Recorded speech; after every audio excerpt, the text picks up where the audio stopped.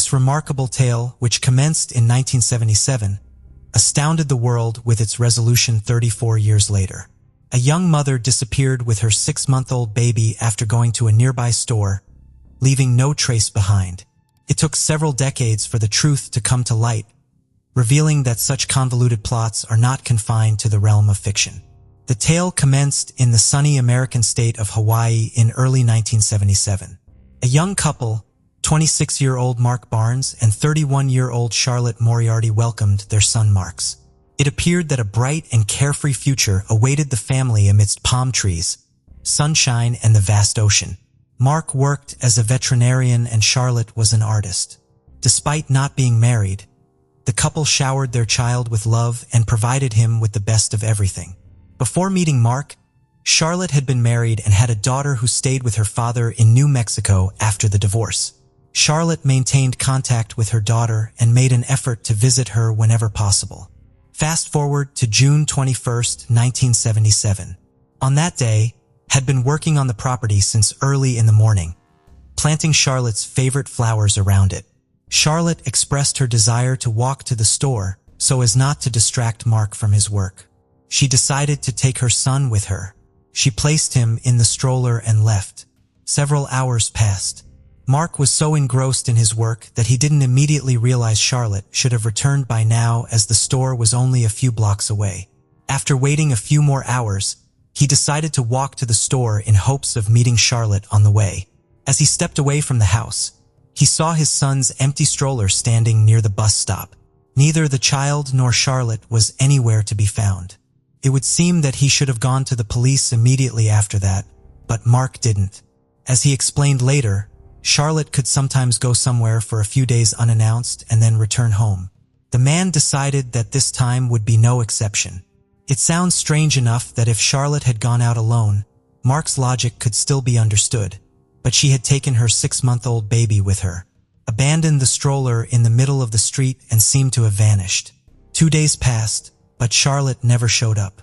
Then Mark decided to call the police, and they advised him to wait a few more days. What if the mother and the baby still made it back home? So he did. 2 days later, he reached out to the police once more. This time he provided a detailed description of Charlotte and the child, and they assured him they would begin a search. However, after that call, never heard back from anyone, and the whereabouts of his girlfriend and son remained unknown. 3 weeks went by. Mark decided to visit the police station to inquire about the progress of the search. To his surprise, he was informed that they had not received any calls from him. The police claimed there was no record of Mark reporting the missing lady and child over the phone. Consequently, no investigation had been initiated, and no efforts were made to locate them. Throughout this time, Mark insisted that he had contacted the police twice. The authorities insisted that they had no record of any calls being made. It's unclear who is telling the truth, but both scenarios are plausible. If the police did indeed neglect to search for the 6-month-old, they could have been in serious trouble. Cases involving missing infants required immediate action from law enforcement, even if only a short period had elapsed since the disappearance. Therefore, it's possible that the police deliberately concealed the fact that they failed to search for the baby. The father's actions also raised questions. Why did he wait a few days before contacting the police? And did those calls actually take place? Even if he did reach out, why did he wait an additional 3 weeks before visiting the station? During that time, he didn't even follow up with the police to check on the progress of the investigation. During his conversation with the detectives, Mark mentioned that Charlotte might have been struggling with mental health issues. In the 1970s, mental health treatment was not as advanced as it is today, so she never received proper care. Neither of them sought medical attention, despite there being valid reasons to do so. Mark was deeply troubled by Charlotte's mysterious behavior after giving birth. He couldn't fathom why she would walk around the house blindfolded, unable to provide a logical explanation. Concerned for her well-being, he even considered seeking medical help. However, when Charlotte finally removed the blindfold and returned to normal, Mark decided to put the strange incident behind him. The possibility of mental health issues arose. When Mark mentioned that Charlotte's daughter's canceled visit to Hawaii had greatly upset her, Strong negative emotions can trigger mental disorders, and this could have been a contributing factor to Charlotte's disappearance.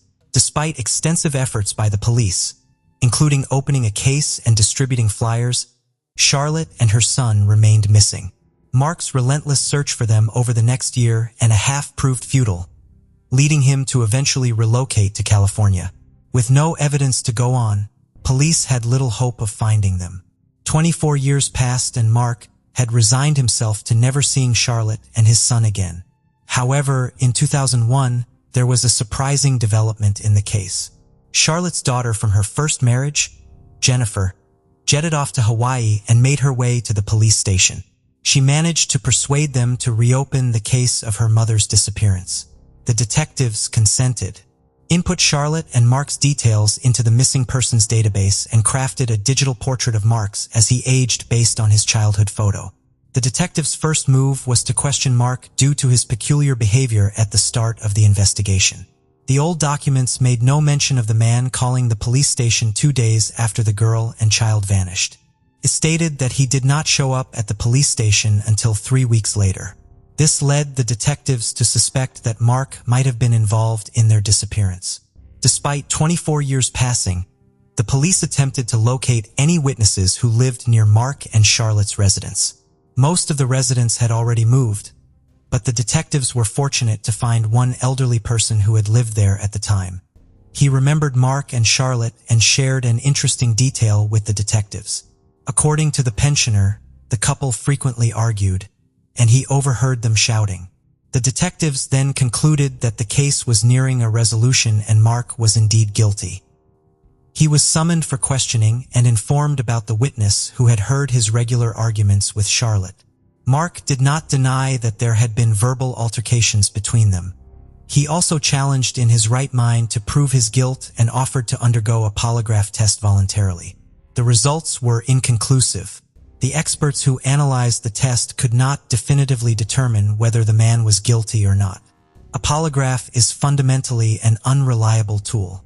It is not capable of definitively indicating whether a suspect is lying or not. Numerous factors can influence its results. It can mistakenly indicate the truth or falsehood. In case an innocent individual displays extreme nervousness during questioning or deliberately withholds crucial information, polygraph test may inaccurately label them as dishonest. Mark's situation was no different, as the polygraph yielded no useful results.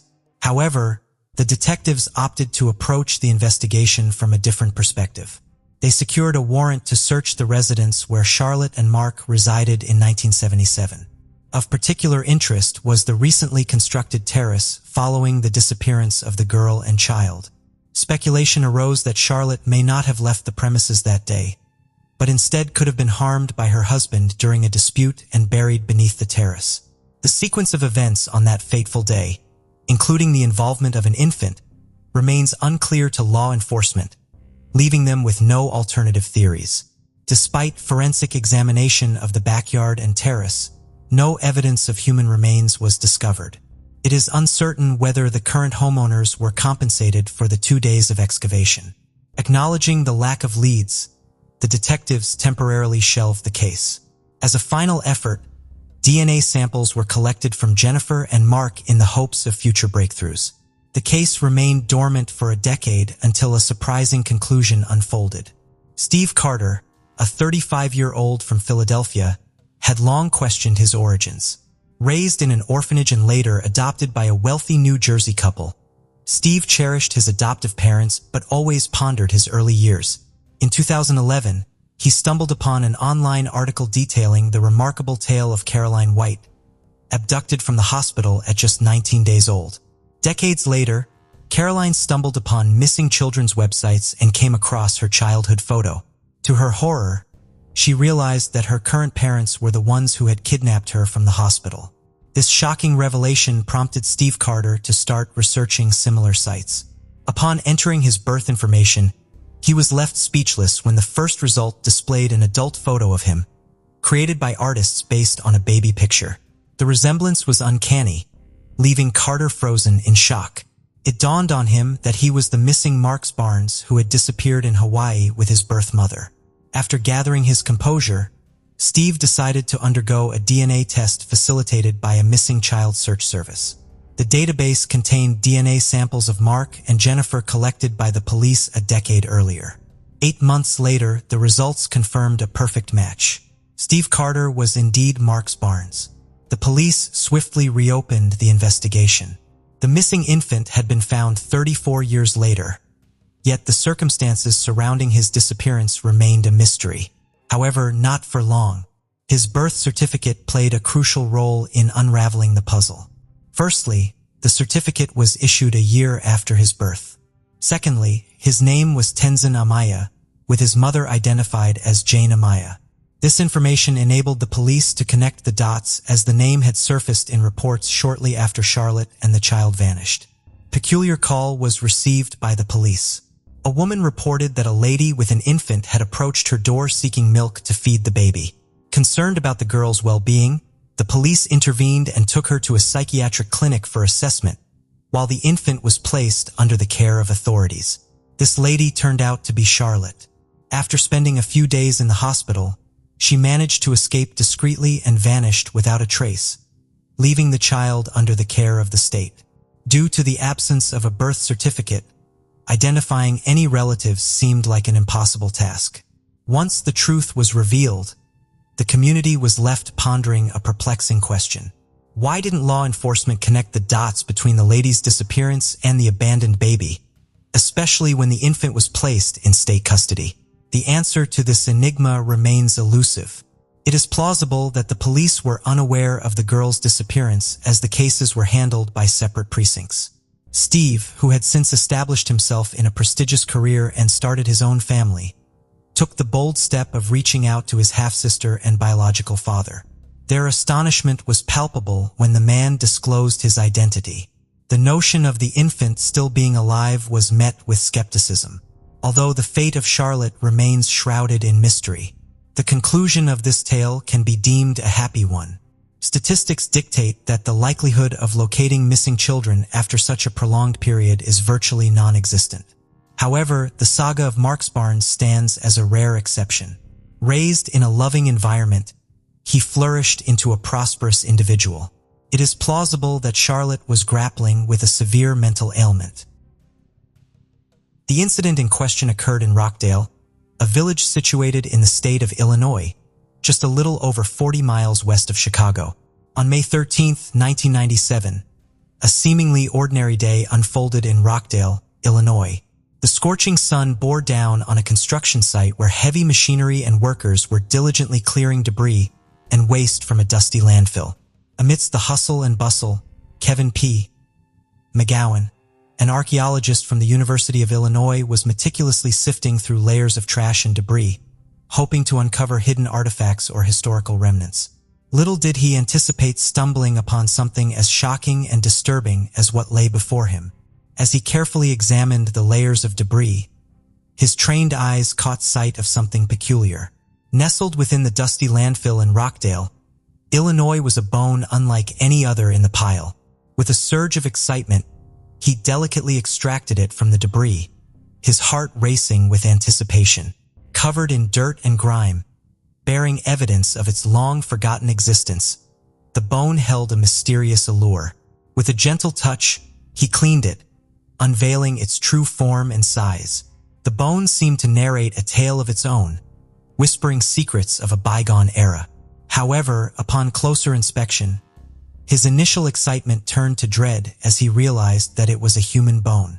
The archaeologist, accompanied by his assistant, had inadvertently stumbled upon the remains of a human body.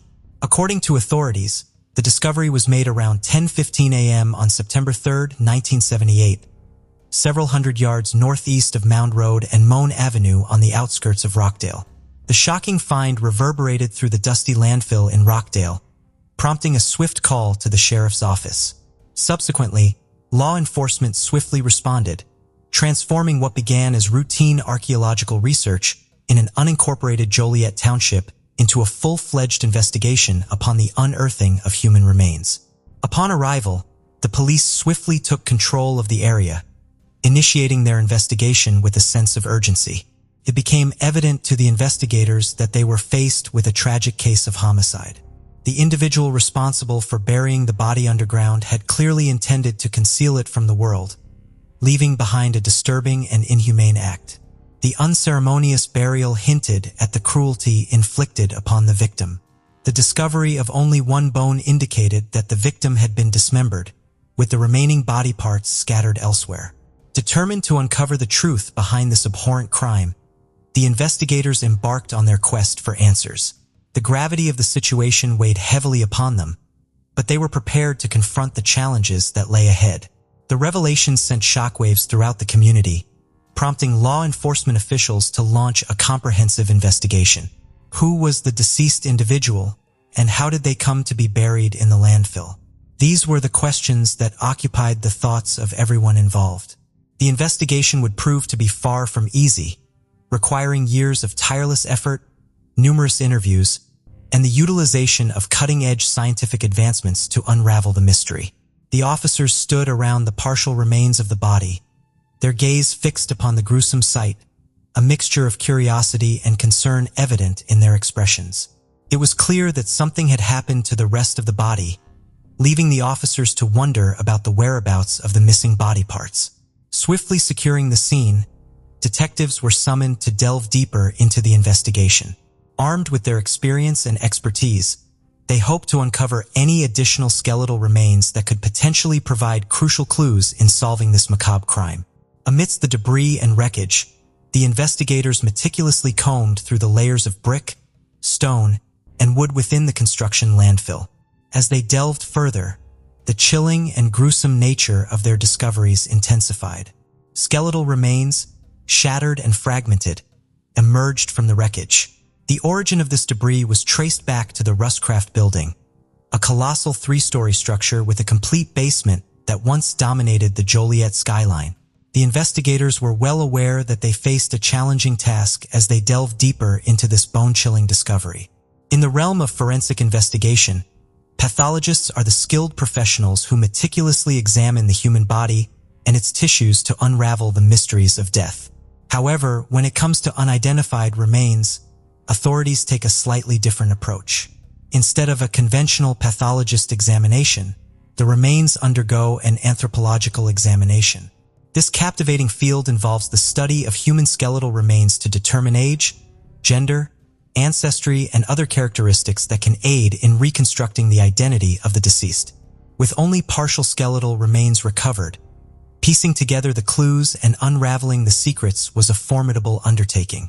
Nonetheless, they managed to glean intriguing insights into the life of these enigmatic bone fragments, offering a glimpse into the past and potentially uncovering some secrets surrounding the person's premature demise. From mere bone fragments, pathologists were able to assemble captivating details about the unidentified individual on October 14, 1997. The bones belonged to a woman who was estimated to be in her youth, somewhere between the ages of 15 and 24.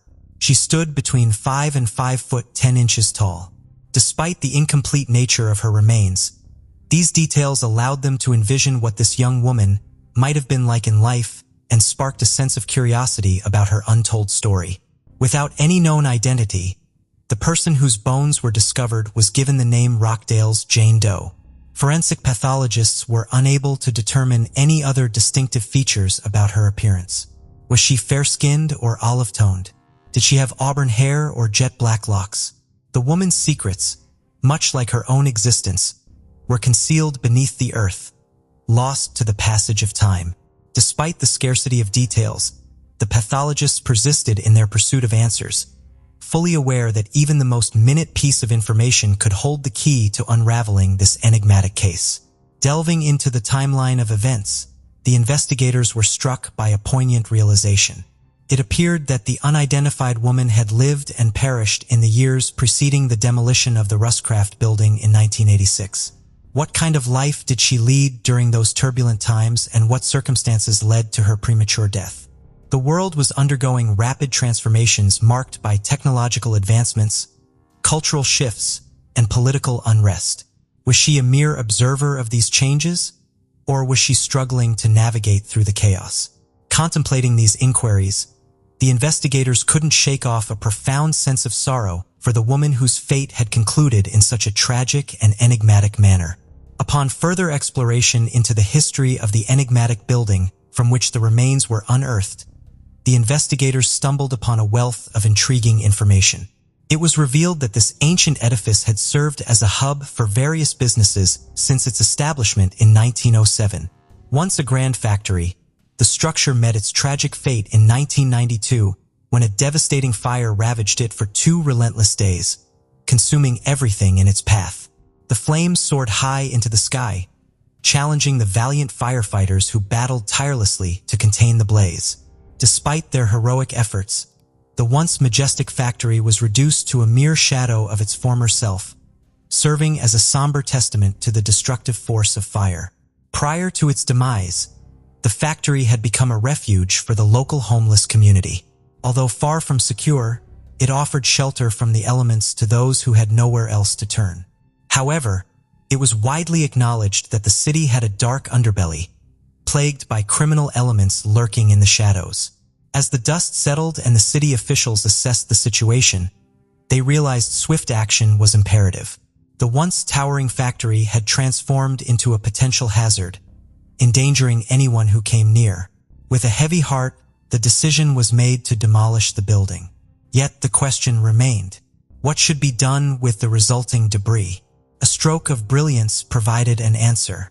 The wreckage would be meticulously cleared, leaving behind an empty expanse where the factory once stood.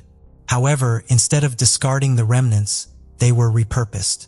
The basement of the factory became a repository for the remains, serving as a solid foundation for future endeavors. Upon further investigation, it was discovered that in 1995, a peculiar decision was made to relocate the building's remains to a new location in Rockdale, where bone fragments were subsequently found. The theory that the woman had been killed elsewhere and buried in this spot gained credence when the pathologist revealed that the body had been disturbed not once, but twice after death, indicating the presence of someone at the original factory site. This unsettling revelation only deepened the mystery surrounding the woman's demise. In 2009, a glimmer of hope emerged when Will County Coroner Patrick K. O'Neill assembled a dedicated team to seek justice for the forgotten victim. The cold case unit embarked on a painstaking journey, meticulously reconstructing every aspect of the case. Over the years, they conducted forensic anthropology studies, extracted DNA, and entered it into the extensive National Missing and Unidentified Persons database. They tirelessly searched for a match in the Federal Bureau of Investigation's combined DNA index system. Team even enlisted the aid of a specialized unit within the Federal Bureau of Investigation to create a facial reconstruction of the unknown woman utilizing the latest in technology. After thorough investigation, each lead was diligently followed up on and eventually ruled out, resulting in the team being left with more uncertainties than solutions. Collaborating with Othram, a forensic DNA sequencing laboratory, the Will County Coroner's Office embarked on a mission to unravel the enigmatic cold case of Rockdale's Jane Doe on June 8, 2022. Equipped with state-of-the-art technology and an unwavering resolve to crack this enduring puzzle, the team commenced their endeavor. Despite previous unsuccessful DNA testing endeavors that had dashed hopes of a breakthrough, the Will County Coroner's Office remained resolute, and even provided financial backing for the fresh round of testing. Armed with advanced forensic DNA testing capabilities, the team was resolute in their determination to solve the case definitively. Through a successful crowdfunding campaign that garnered additional resources and community support, the team was finally able to advance their inquiry. The stakes were high and the team felt the weight of the pressure, yet they were prepared to go to any lengths necessary to bring closure to this long-standing enigma. Kristen Middleman, Othram's Chief Development Officer, recognized the significance of identifying perpetrators or victims of crimes, a feat that Othram successfully achieved in this instance. The experts at Othram were resolute in their mission to crack the case, understanding that cutting-edge DNA testing was the linchpin to unraveling the mystery surrounding the unidentified woman. Leveraging forensic-grade genome sequencing technology, they extracted crucial genetic data from the skeletal remains, enabling the construction of a comprehensive genealogical profile. However, this was merely the initial phase. With unwavering determination, Othram's internal genetic genealogy team meticulously delved into researching the family lineage to generate a lead for law enforcement. The laboratory managed to identify a potential match of relatives. The long-awaited moment had arrived, the breakthrough in the case that held the promise of bringing closure to this perplexing mystery. While the investigation was still ongoing, this significant development infused them with renewed hope. Cold case investigators, upon receiving the leads, diligently conducted interviews with numerous individuals in Illinois, Texas, and California. After years of meticulous investigation, the answers they sought finally materialized. Utilizing Othram's advanced DNA testing, they identified a man named Chris O'Brien in California, whom they believed held the key to unraveling the enigma surrounding the unidentified woman. Swiftly, cold case investigators from the coroner's office made their way to Chris's residence, where they interviewed him and made a startling discovery. He had a sister whom he had not seen since 1984. Could this missing sister be the very same unidentified woman they had tirelessly searched for all these years? To find the answer, they collected DNA samples from Chris O'Brien and sent them to Othram Labs for further testing. The subsequent KIN-SNP testing confirmed that Chris and the unidentified woman were indeed half-siblings. At last, they had found Chris' long-lost sister. Thanks to the unwavering dedication of law enforcement and the cutting-edge technology provided by Othram. On March 3, 2023, after 26 years of being an anonymous victim in a cold case, the woman discovered amidst the ruins of an Illinois factory in 1997 finally received a name: Marie R. O'Brien.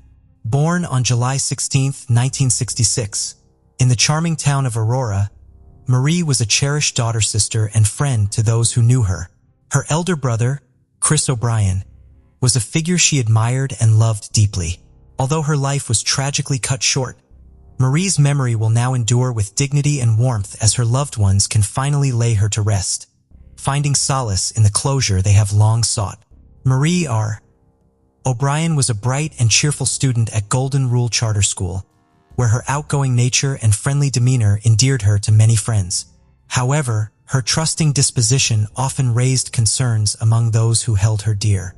Marie R. O'Brien was known for her unwavering trust in strangers, a quality that may have ultimately led to her tragic fate, as described by her elder brother, Chris O'Brien. Despite Chris's persistent efforts to reach out to her after 1984, Marie vanished without a trace, leaving a void in the lives of those who knew her. In the community of Aurora, Marie was regarded as a true gem, a compassionate individual who always prioritized others. From a young age, her talents were evident to all, particularly her undeniable passion for art.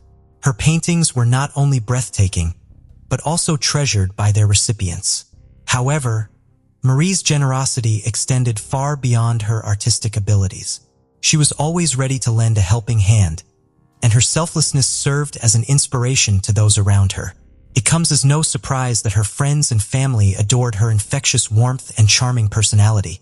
Although Marie's time was tragically cut short, her legacy lives on through the lives she touched with her kindness and creativity. Yet, the case remains unsolved, leaving Marie's loved ones with lingering questions. Who was responsible for taking her away from them? As they patiently await justice, they hold on to hope that the perpetrator will be apprehended, bringing them the closure they desperately seek. For Chris, Marie's older brother, the wait has been excruciating. Each day he ponders over who could have inflicted such harm upon his beloved sister and why. Nevertheless, he remains resolute in his determination to see the case through to its conclusion, bringing solace to Marie's memory and justice to her name.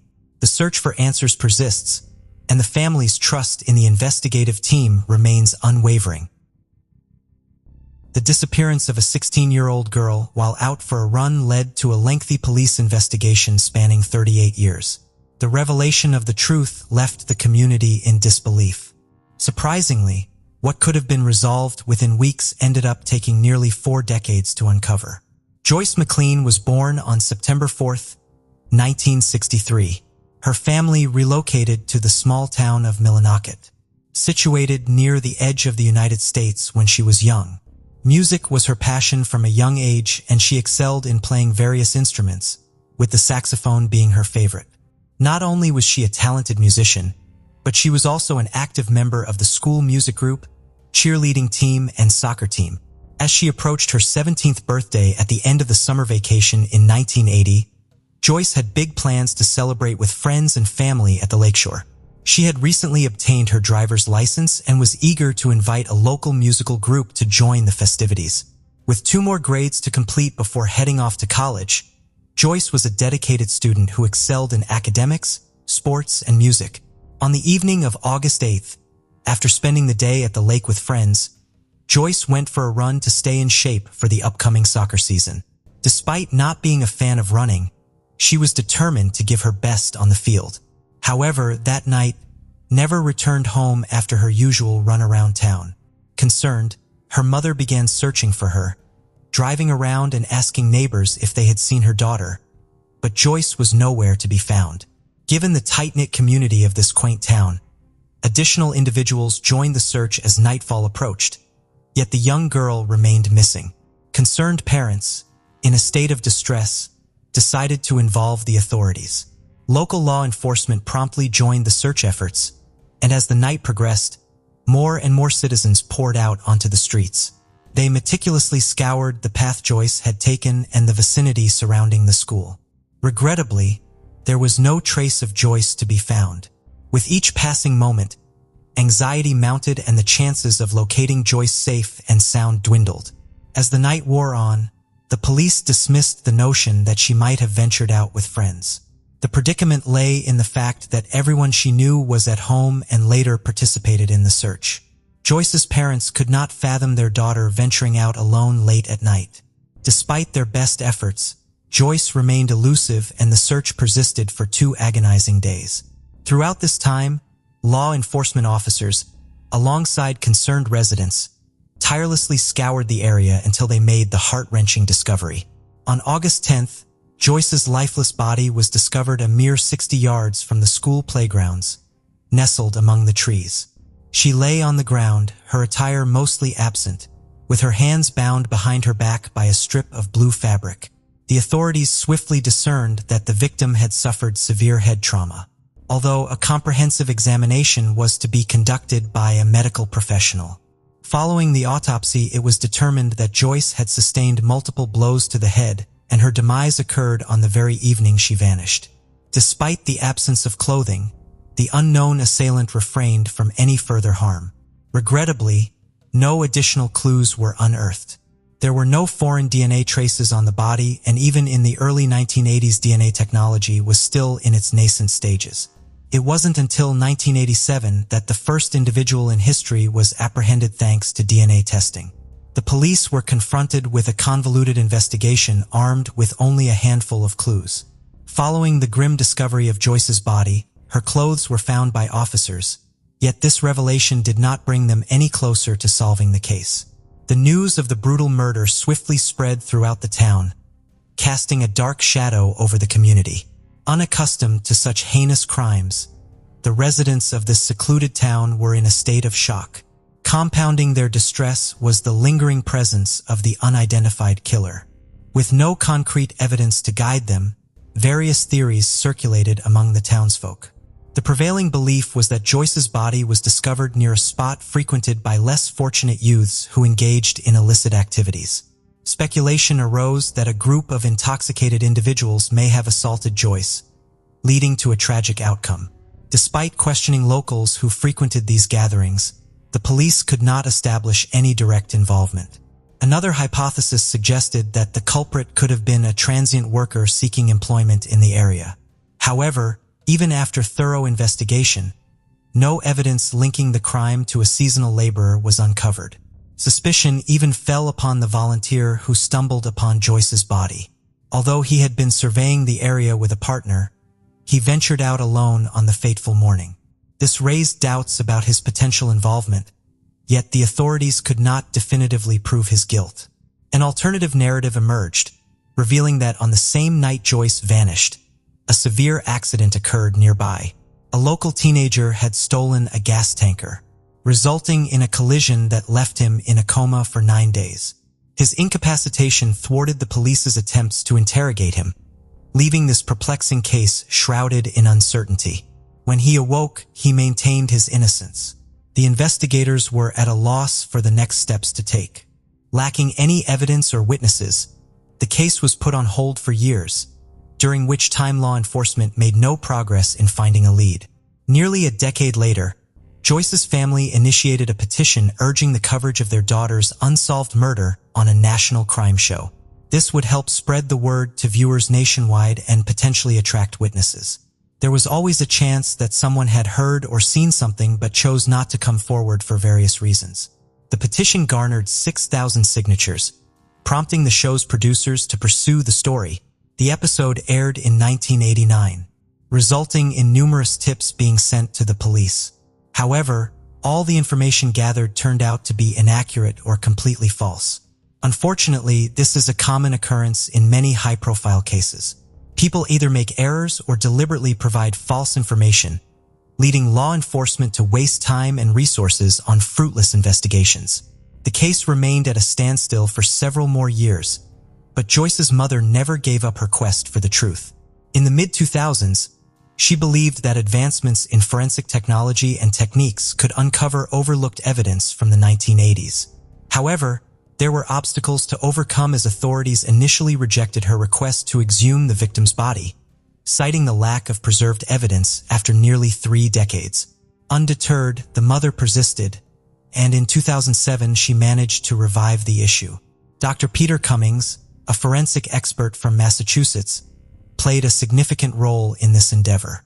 Despite being only 5 years old at the time of Joyce's murder, he vividly remembered the tragedy that had befallen his town.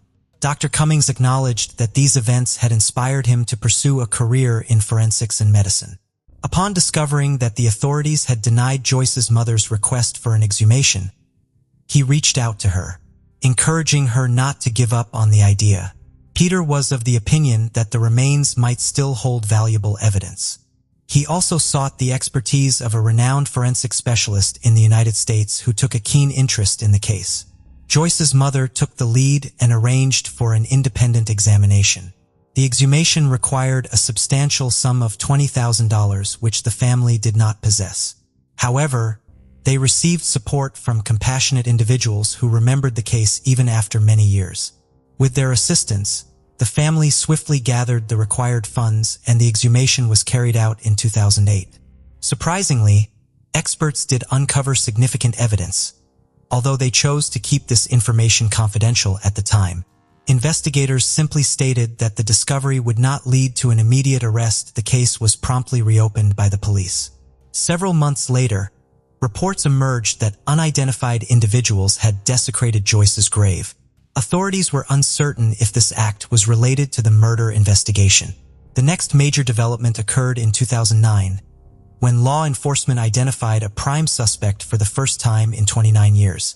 Reflecting back to 1980, shortly after Joyce's tragic death, a local man stole a gasoline truck and was involved in a severe accident, resulting in him falling into a coma. This individual was Scott Fournier, a 19-year-old at the time. In 2009, he faced charges related to illegal material involving minors. Initially, the two cases seemed unrelated until the judge unexpectedly named Scott as a person of interest in the Joyce McLean murder case following his sentencing, urging him to confess. This revelation came as a shock to Joyce's family, who were familiar with Scott and knew that he had been a suspect due to the earlier accident. The reason behind the judge officially declaring him a person of interest after nearly 3 decades remains a mystery. The lead detective refrained from providing any comments on the matter, only mentioning that significant progress had been made since the exhumation and that the investigation was progressing well. Scott received a relatively light sentence of 6.5 years for possessing prohibited material despite his prior criminal record. Although he had been tried for theft in 1979, 1980 and 1984, those incidents were too far in the past to impact the current case. In 2001, he came to the attention of the police when his 6-year-old daughter accused him of molestation. Despite law enforcement's belief in the girl's story, the crime could not be substantiated and Scott remained unpunished. These events alone could warrant serious consideration of him as a suspect in Joyce's murder. However, the situation is far more chilling than initially thought. The case dragged on for several more years while the man was incarcerated, with investigators keeping their findings confidential and interviewing potential witnesses. In 2015, a team of 10 men was assembled to revisit the location where Joyce's body was discovered.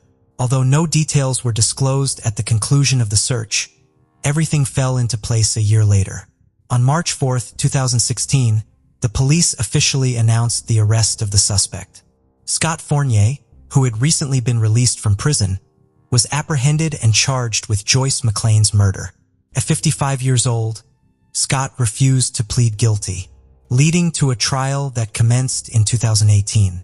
Due to a lack of funds, he spent nearly 2 years in jail awaiting his initial hearing.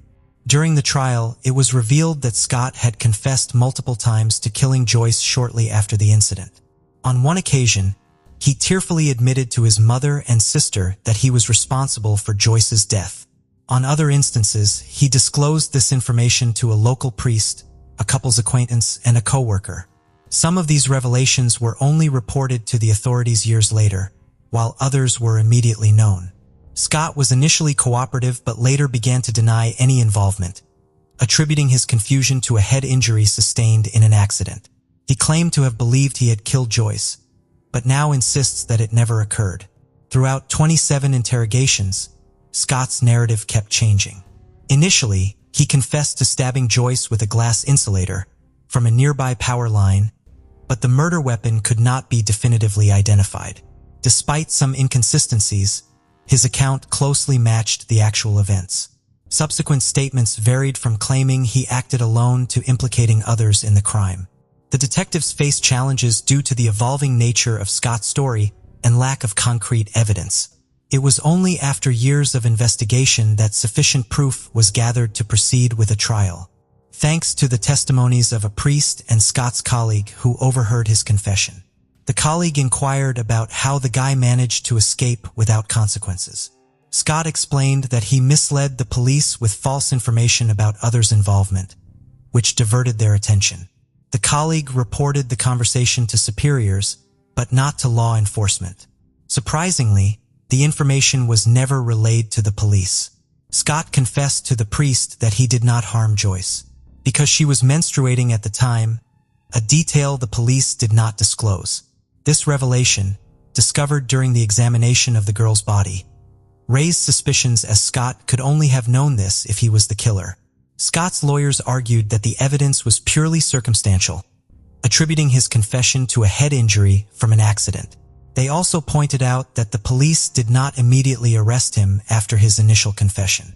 Furthermore, they criticized the court for not considering other potential suspects, such as Peter Larley, who discovered Joyce's body. Larley's behavior on the day of the murder raised doubts, especially since his sister witnessed him leaving the house early in the morning with a gym bag and returning home looking content after finding the body. The volunteer's delayed report to the police, 16 years later, adds to the suspicion. Unfortunately, Peter Larley passed away from a heart attack just 2 days before Scott's arrest. Due to this circumstance, the reasons behind his early emergence will forever remain unknown. Nevertheless, the authorities have stated that there is no concrete evidence linking him to the crime. The prosecution vehemently refuted all claims made by the defense attorneys, assuring the court that the police thoroughly investigated all potential suspects without finding any indication of their involvement. Conversely, raised multiple red flags, with even his stepfather expressing suspicions to the police early on in the inquiry. He alleged that Scott had mentioned plans to go running in the evening shortly before the tragic incident, as well as expressing sympathy for the victim, Joyce. Furthermore, when Scott initially confessed to the crime, he accurately led investigators to the exact location where Joyce's body was discovered. Several witnesses were also cited to support the theory of his involvement. On the night of the murder, a couple reported seeing Scott running past the crime scene with a bottle of alcohol in hand around 9 p.m., accompanied by an unidentified young man. Although they were unaware at the time, this was where Joyce's body would later be found. Additionally, 2 local teenagers had witnessed Scott and another young male running through the area an hour and a half earlier. Following a trial lasting just over 2 weeks, Scott was ultimately convicted of Joyce's murder, receiving a 45-year prison sentence at the age of 57, effectively ensuring he would spend the remainder of his life incarcerated. In 2019, Scott's legal team filed an appeal, leading to a new hearing. However, the court upheld the original sentence, deeming the evidence against him to be overwhelming and dismissing all defense arguments as unsubstantial. Joyce's relatives were finally relieved of the burden of ignorance that had plagued them for nearly 4 decades. Throughout those years, they tirelessly sought the truth, with Joyce's mother leading the charge. Her unwavering dedication to seeking justice was unparalleled. In a remarkable turn of events, she not only achieved justice for her daughter, but also played a pivotal role in the passing of a law that allocated significant resources to the establishment of unsolved homicide units. However, a lingering question remains. Who was the mysterious individual spotted by witnesses?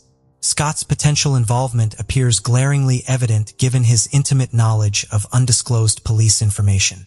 The consistency in the accounts provided by 2 separate groups of witnesses raises suspicions about the possibility of Scott acting in concert with another individual.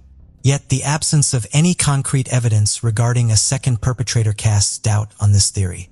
Following Joyce's tragic demise, Scott's involvement in a subsequent gasoline truck theft and subsequent accident raises further questions. Despite being the sole occupant of the vehicle during the crash, the whereabouts of his alleged accomplice remain unknown. Could they have parted ways immediately after the crime? The notion of a second killer remains shrouded in uncertainty. The disappearance of a young woman from her apartment, which she shared with her sister, remained a mystery for many years. Despite the efforts of the police, no clues were found and the case went unsolved for over 5 decades. It was only after 53 years that the disturbing truth was finally uncovered, in a rather unconventional manner.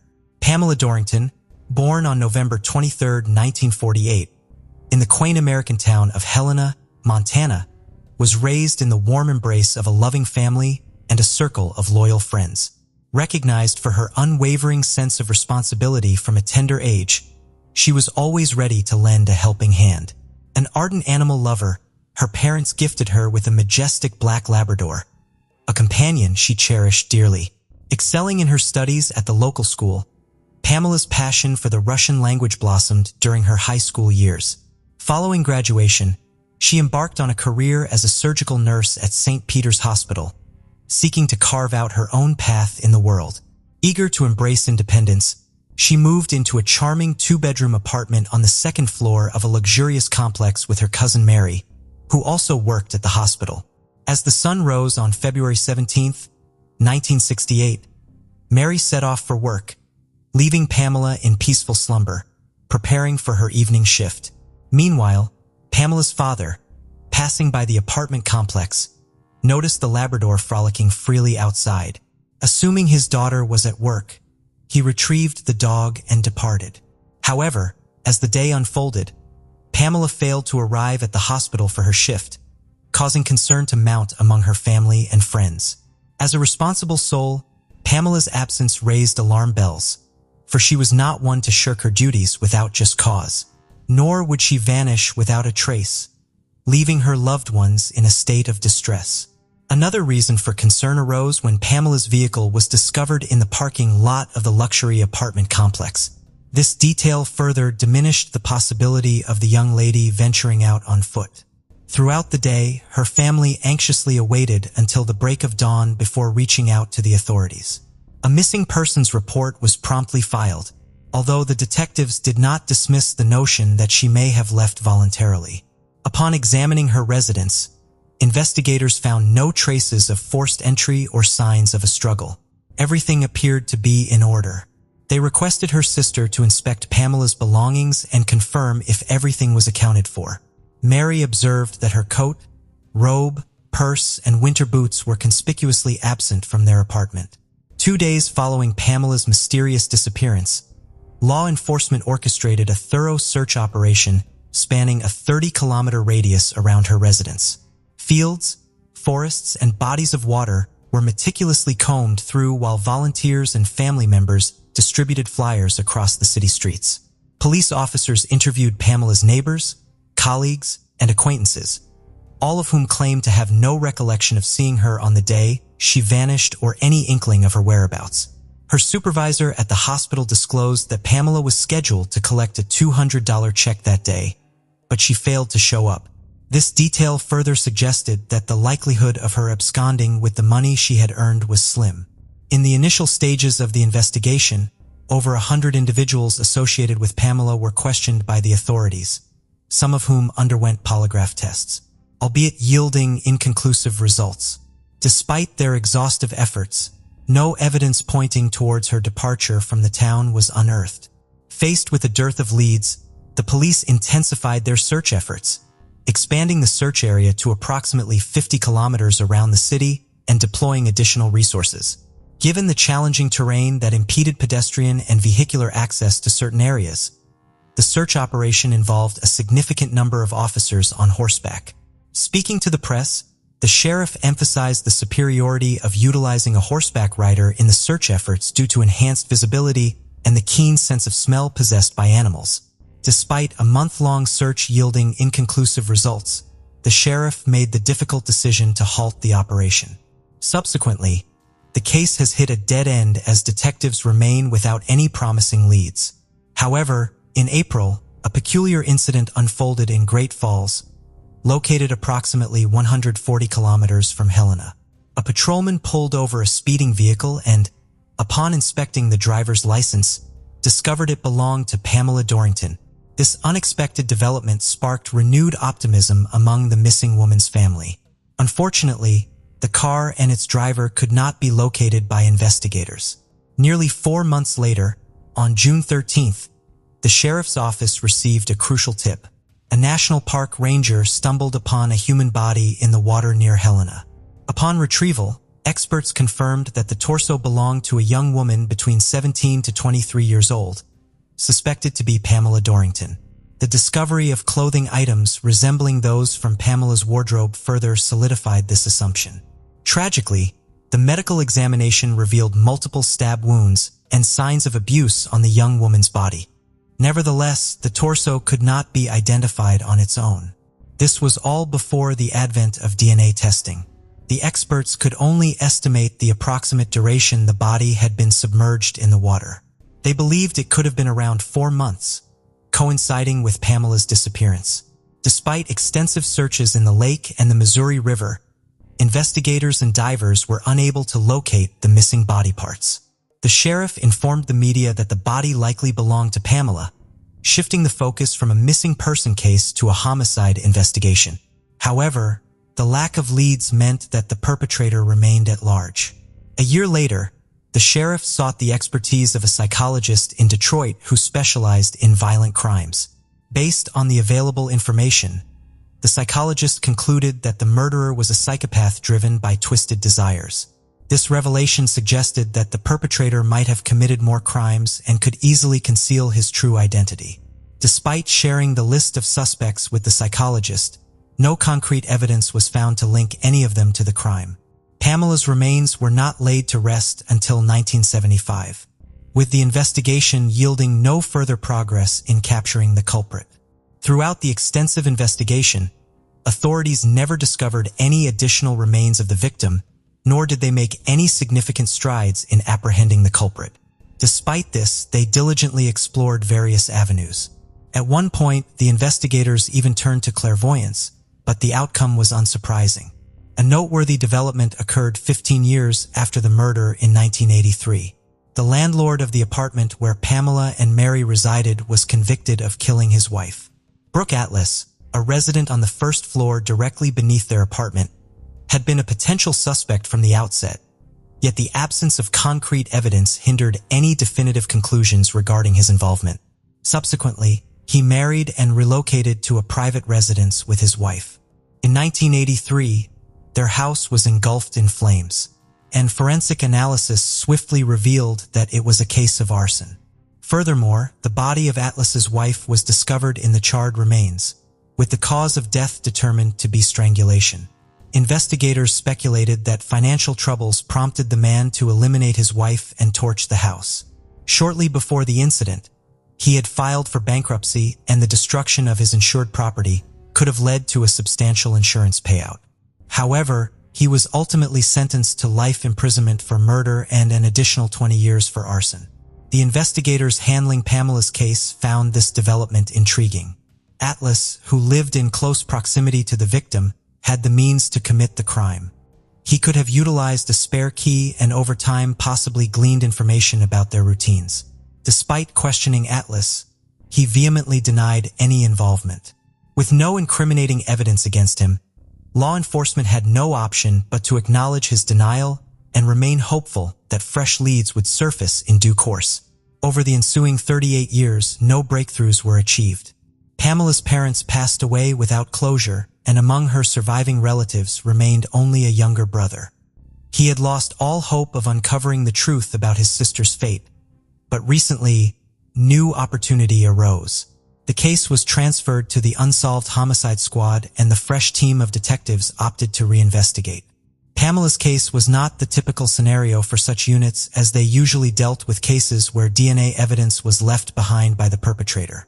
However, due to the lack of advanced analytical tools in previous years, utilizing DNA evidence to apprehend the killer was impossible. In Pamela's situation, there was a complete absence of evidence, leaving the detectives reliant on luck. They meticulously reviewed all the materials left by their predecessors, including a list of potential suspects. Brooke Atlas emerged as a prominent figure, having previously been incarcerated for his wife's murder. At 79 years old, he was still serving his sentence at the time. The investigators acknowledged the immense challenge of proving his guilt after 53 years, especially considering his advanced age and the unlikelihood of him surviving until sentencing. Pursuing a trial without any evidence would be futile, and no judge would entertain such a case. Consequently, the detectives adopted an unconventional approach. They visited Atlas in prison and proposed a deal: confessed to Pamela's murder in exchange for immunity from further punishment. Such actions by law enforcement were exceedingly rare, particularly in cases of heinous crimes. However, in this instance, they recognized only two viable options: waiting indefinitely for new evidence, which was improbable, or securing a confession.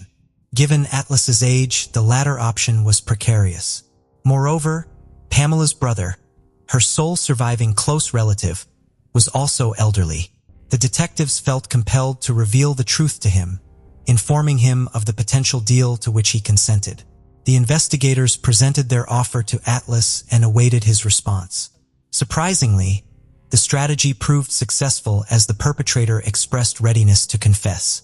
The detectives refrained from celebrating hastily. They needed to ensure the man's actual involvement in the murder rather than falsely accusing him. They dedicated numerous hours to interrogating him about the specifics of the crime. Atlas admitted to premeditating Pamela's murder. After waiting for her sister to leave for work, he went to their apartment and rang the doorbell. Upon Pamela's opening the door, he informed her of a supposed leak in one of the apartment's pipes that required urgent repairs. Without hesitation, Pamela allowed him inside. Once inside, he assaulted and strangled her, then transported her body to his apartment and violated her. This was his primary motive. Atlas then placed her in a barrel and took her to the warehouse of the small airport where he worked as a flight instructor. Later that day, just a few hours after the murder, he was calmly conducting flight lessons with his students. The barrel remained in the warehouse for several days, after which Atlas took it to the banks of the Missouri River, dismembered the body, and disposed of it in the water.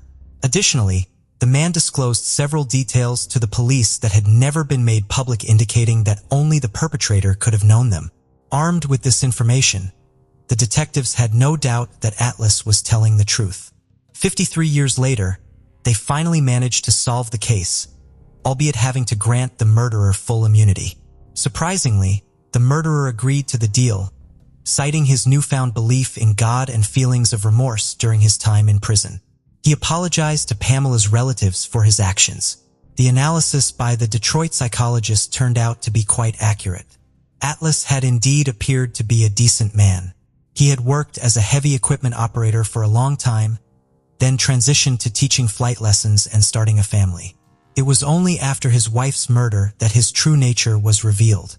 The victim's brother expressed gratitude to the investigators for bringing the case to a close. The mysterious tale remained unsolved for a quarter of a century. A young student from an American university vanished after leaving a gathering. Despite having a suspect early on, law enforcement struggled to substantiate their suspicions. Only many years later did a podcaster uncover the chilling specifics of the incident, shedding light on it to a wide audience and compelling authorities to reinvestigate. Kristen Smart, born on February 20th, 1977, in Augsburg, Germany, relocated to the United States with her family at a young age. The family settled in Stockton, California, where her parents worked as teachers for the children of U.S. military personnel. Pursued her education at California Polytechnic University after graduating from high school in 1996. In her free time, she worked as a lifeguard at the campus recreation center. On May 25, 1996, a birthday celebration was held at the fraternity house which Kristen intended to attend. However, her friends opted out, leading her to go alone. The party was a typical American student gathering with alcohol, music, and fun. Kristen consumed excessive alcohol that night, felt unwell, and attempted to return to her dorm around 2 a.m., struggling to walk. Cheryl Anderson and Tim Davis, fellow students who had been at the party, encountered her on the street and offered to escort her home. Paul Flores, another student from the party, joined them and volunteered to walk Kristen to her dorm since he lived closest. Cheryl and Tim bid farewell and departed in the opposite direction. Unfortunately, Kristen was never seen alive again. Initially, her disappearance was not a cause for alarm. It was Kristen's roommate, Margarita Campos, who first grew worried, expecting her friend to return home after the party, which never happened. The situation was further complicated by the fact that all of Kristen's belongings, including her passport, wallet, and bank card, were left in her room, indicating she did not plan to leave. Margarita hesitated to contact campus police until 2 days later, holding on to hope that Kristen would reappear. However, the seriousness of the situation was not immediately recognized by the campus police, who did not take the roommate's concerns seriously. The weekend prior to the U.S. National Day of Remembrance had arrived, a day dedicated to honoring the fallen American servicemen. The local authorities assumed Kristen had returned home, despite leaving behind all her important possessions and documents in the dormitory. The distance from the university to Kristen's hometown was a 7-hour drive, far too long to undertake without money and documents, especially in the dead of night. Days later, the police finally decided to take action and contacted the young woman's parents. Kristen's mother expressed concern as her daughter had not been home for a while and had not been in touch. This worried call prompted the parents to seek help from the police, who were initially hesitant to launch an investigation, citing the short time since Kristen's disappearance. It wasn't until the 4th day that a search was initiated. Volunteers scoured the area, but to no avail. The first person of interest was Paul Flores, who claimed to have escorted Kristen to her dormitory before parting ways. However, inconsistencies arose in his story, including sightings of him hours after their alleged separation, with injuries that he provided varying explanations for. Despite suspicions surrounding Paul Flores, there was no concrete evidence against him. A month later, the search for Kristen extended to her hometown. Reporters in the area sensationalized the case, drawing parallels between the story and the popular TV show Twin Peaks. They even mentioned supposed psychics who claimed to have already cracked the case. According to their account, the young woman was murdered by 2 men on campus, then taken to a cliff and thrown into the water. Naturally, these claims led nowhere for law enforcement. A year after Kristen vanished, her parents took legal action against Flores, alleging his involvement in their daughter's disappearance. In 1997, testified under oath, but he only answered one question, his name. For all other inquiries, he invoked the Fifth Amendment, protecting himself from self-incrimination. Paul's parents then sued Kristen's family for emotional distress, but both lawsuits were dismissed. The lack of evidence prevented the police from charging Paul. On May 25, 2002, the 6th anniversary of Kristen's disappearance, authorities officially declared her deceased. Despite years passing, the case remained unsolved. This continued until 2018, when a California resident, Chris Lambert, decided to launch his own podcast series on various crimes. He was just 8 years old when Kristen went missing, and vividly remembered the chilling tale from the news. 22 years later, he embarked on his own investigation and was appalled by the police's negligence. Chris began by interviewing all witnesses to the events. University students revealed Paul Flores had a troubling reputation. He had allegedly harassed female students, though no official complaints were made. Chris scrutinized the police's actions and concluded they had made critical mistakes. Detectives didn't visit Paul's father, Ruben Flores, until 2 months after Kristen's disappearance, despite Paul residing there. Immediate investigation of the residence should have been a priority for law enforcement. Upon the arrival of the police to conduct the search, their lack of attention to detail was glaringly obvious. The detectives neglected to bring in a forensic specialist or a police dog trained to detect decomposition. As a result, the search proved to be utterly futile.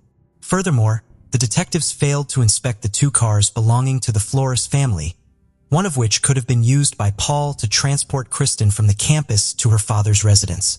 Months later, one of the cars was sold, while the other was reportedly stolen. Astonishingly, the police never bothered to visit Paul's mother's house, where a crucial clue was concealed. Chris Lambert unraveled the mystery when he discovered that a woman named Mary Lassiter had rented the house for months after Kristen Smart vanished. Inside one of the rooms, she stumbled upon a necklace link strikingly similar to the one Kristen wore, which was also featured in the posters scattered throughout the city. Despite Mary's efforts to hand over the evidence to the authorities, they callously dismissed it and subsequently misplaced it. Additionally, Chris learned that the backyard of Paul's mother's house had always been paved with concrete. However, shortly after Kristen's disappearance, a portion of the concrete was removed and a flower bed was planted in its place. Mary Lassiter recounted a chilling tale to Lambert. She heard peculiar sounds emanating from the flower bed every day at 4:20 a.m. in the morning and 4:20 p.m. in the afternoon, resembling a wristwatch alarm. Eventually, the sound ceased, presumably due to the watch's battery dying. Armed with this unsettling revelation, Chris approached Kristen's mother, who confirmed that her daughter indeed set her alarm for 4:20 a.m. to make it to work at the recreation center by 5 a.m. The airing of Lambert's podcast in 2019 left millions of listeners incensed by the apathy and incompetence displayed by the police. The evidence unearthed by Chris only served to deepen the shock and disbelief among the audience. Despite the abundance of circumstantial evidence, Paul Flores remains at large. Due to public pressure, the police department decided to reopen the investigation into Kristen Smart's disappearance. The initial step taken by investigators was to search the Flores family's residences and vehicles.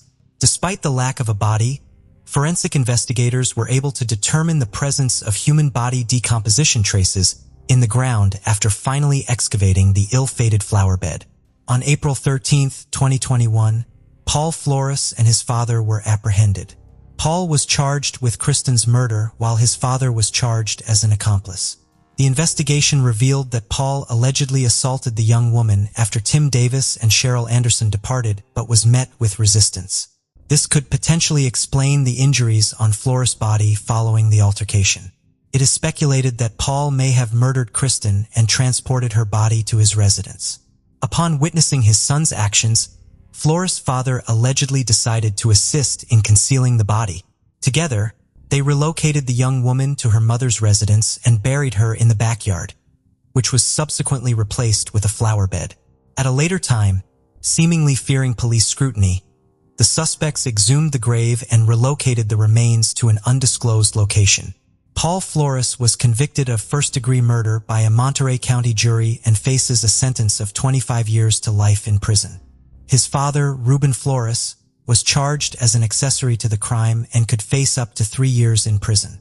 Kristen's parents expressed their gratitude to Chris Lambert and all those involved for alleviating their family's anguish. They find it perplexing that even after numerous years since their daughter's disappearance, the case has finally been resolved. One lingering question they have is whether Flores' mother was unaware of her son's actions. The sudden appearance of a flower bed in the backyard did not raise any suspicions in her mind. Alternatively, it is possible that she had been aware of the events of that night all along, chose to remain silent out of maternal love. It is true that there may be lingering questions without answers. However, the current focus is on a different matter. It is possible that in the future the missing young woman will be located, leading to justice for Kristen Smart. 29-year-old Kelsey Barrett lived in Woodland Park, Colorado. Her friends described her as a country girl at heart, and from a young age she had loved driving tractors and booking bales. She enjoyed traveling, the outdoors, and adventure, and her job as a pilot and flight instructor helped scratch this itch for seeing the world even more. It was on a dating website in 2016 that she met a Colorado cowboy, 32-year-old Patrick Frazee. Patrick lived on his mother Sheila's 35-acre ranch, where he trained cattle dogs and had horses and donkeys. Naturally, Kelsey was drawn to him right away and the pair immediately hit it off. They soon got engaged, and in October 2017, Kelsey gave birth to the couple's daughter, Kaylee. Kelsey's mom Cheryl said her daughter, ever the low-key person, didn't want a big wedding at all. She wanted something nice and small between them and God. As the months passed, sadly for Kelsey, nothing seemed to change or move forward, and they were still in a long-distance relationship. Kaylee would live with Kelsey, and Kelsey would drive to Patrick's ranch on her days off. He wanted her to move in with him, but he lived with Sheila, and Kelsey said she just wanted to live with him and Kaylee, not his mother as well, so moving plans were at a standstill. Friends said over the following months things were getting tougher, and Kelsey's dreams of what she wanted for her family were quickly dissipating. She mentioned to friends that she was worried about Patrick talking to her next girlfriend as well, but she didn't know for sure. It was just another thing she was feeling low about. Having a baby is a hard enough challenge as it is, but with Patrick refusing to come and see her and his life not changing a single bit, she told friends she was struggling to juggle everything. He seemed to have just checked out, but she wasn't going to give up on what they had. It was now coming to the end of 2018, and the holiday season was in full swing. Kelsey was putting things to the back of her mind to enjoy spending time with Kaylee, who is now just over a year old, and her mom Cheryl. As everyone was starting to settle down for their Christmas plans, Kelsey's mom Cheryl had other things on her mind. She was getting increasingly worried as she hadn't heard from her daughter since Thanksgiving. Yes, she was busy with her job and a baby, but something felt off. She decided to voice her feelings to the local police department and requested a welfare check. When police arrived at Kelsey's house, they spotted her car parked outside. There were some unwashed dishes and uneaten food on the kitchen counter, along with what looked like most of her belongings. All her clothes and bags seemed to be untouched, but they couldn't find her phone or purse. They said there were no signs of foul play, but a missing persons report was filed and Kelsey's information started circulating. Cheryl said the last time she spoke to her daughter was Thanksgiving morning, November 22nd. She had been baking some cinnamon buns and was going to head for some more food to make dinner. She was chatty and what sounded like in good spirits. For Cheryl, who spoke to her every day, she said nothing stood out to her about the call. Just afternoon, Kelsey went to the local Safeway store with Kaylee for some more food. It appeared that Patrick was joining them for dinner, as she had sent him a text message and said, "Bought some sweet potatoes in case you wanted some sweet potato casserole." Naturally, the police wanted to talk to her fiancé as well. To their surprise, he told them that Kelsey had actually ended things with him just a day before Thanksgiving. He said they weren't meshing anymore, but they were going to work on things being 50-50 for Kaylee. So where was Kaylee now, they asked. Well, Kaylee was with him. A day after Kelsey called things off, Thanksgiving, they met briefly in an alley so she could hand over their daughter. Patrick told police he returned some of Kaylee's belongings to her at the same time. He then took Kaylee to his ranch for Thanksgiving dinner where she stayed, but Kelsey didn't come. He said he had heard from her a little bit over the coming days, and in one conversation he asked, "Are you awake?" She replied, "Sorry, I didn't hear my phone. Going to jump in the shower. I'll call you guys when I'm out." Later on, after a phone call, Patrick messaged her saying, "If this is truly what you want, I'll respect your wishes and give you space." Why the sudden end to things, they wondered. She had just been buying ingredients for dinner, baking, and talking about wedding dresses with her mother. He said that Kelsey struggled with depression and he called her unstable, hinting that she may be feeling suicidal. He told them she might even be in rehab, implying some sort of drug abuse. Her friends and family were shocked. There was no way this was true. She would never have left her daughter for this long, and they had never heard anything about depression or drugs.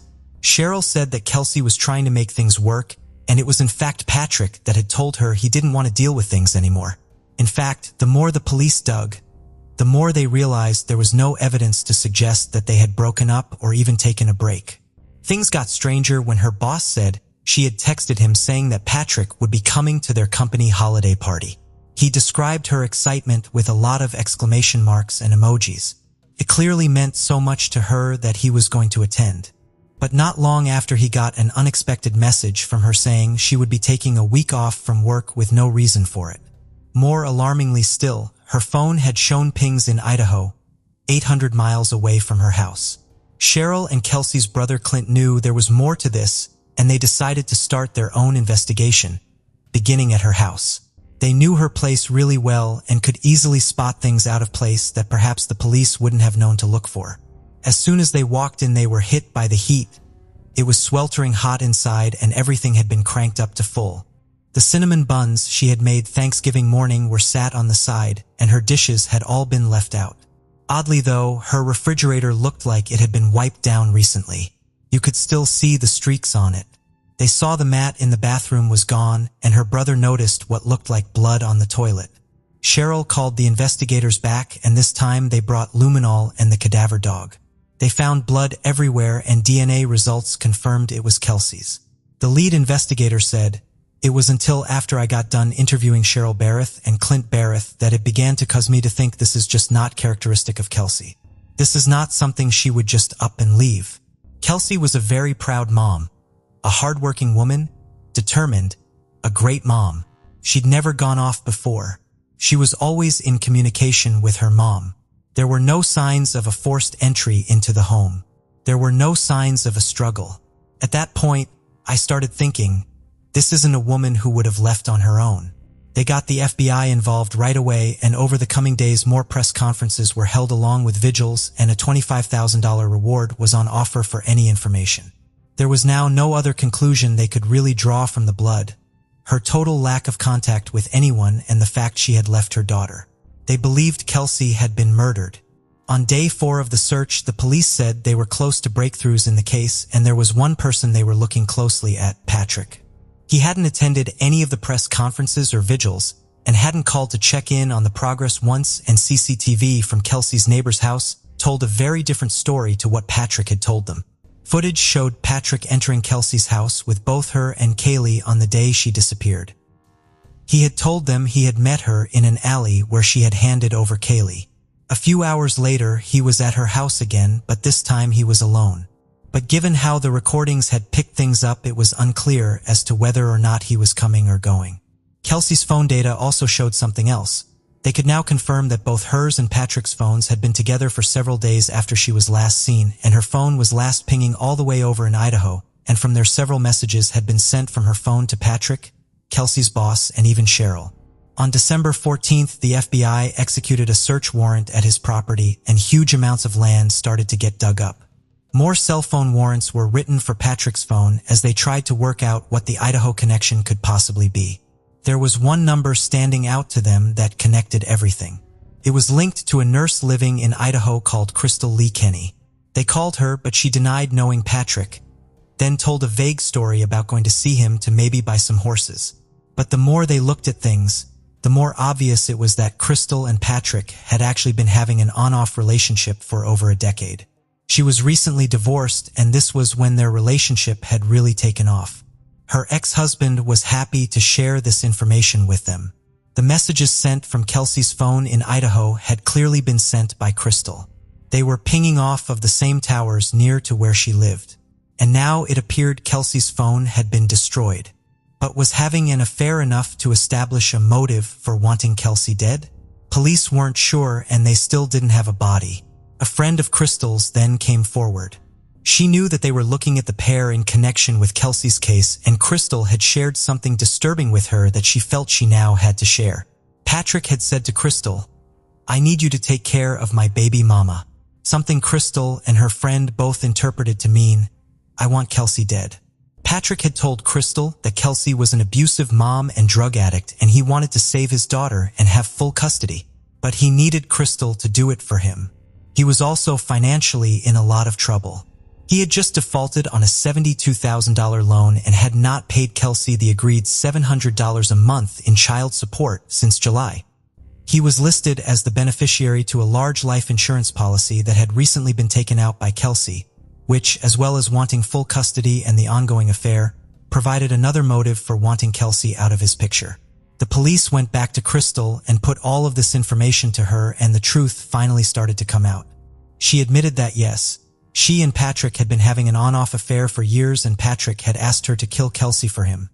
Firstly by poisoning coffee and dropping it off at her house pretending to be a stranger, and then beating her to death. But when these plans didn't come to anything, frustrated, he decided to carry out the awful plot himself. Crystal, now knowing how serious this all was, agreed to show the investigators around Kelsey's home, tell them everything start to finish, and testify against Patrick.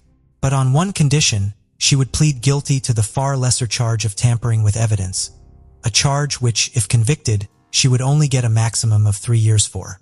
The prosecution were torn but ultimately agreed, describing it as a deal with the devil, but they needed the truth. Crystal walked them around Kelsey's house.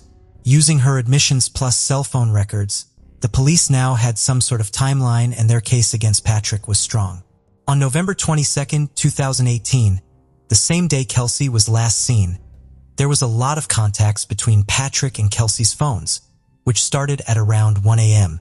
Kelsey sent a text to Patrick at 9:37 a.m., and then they spoke on the phone for a few minutes too. She told him about the Thanksgiving dinner she was making before going to Safeway at 12:20.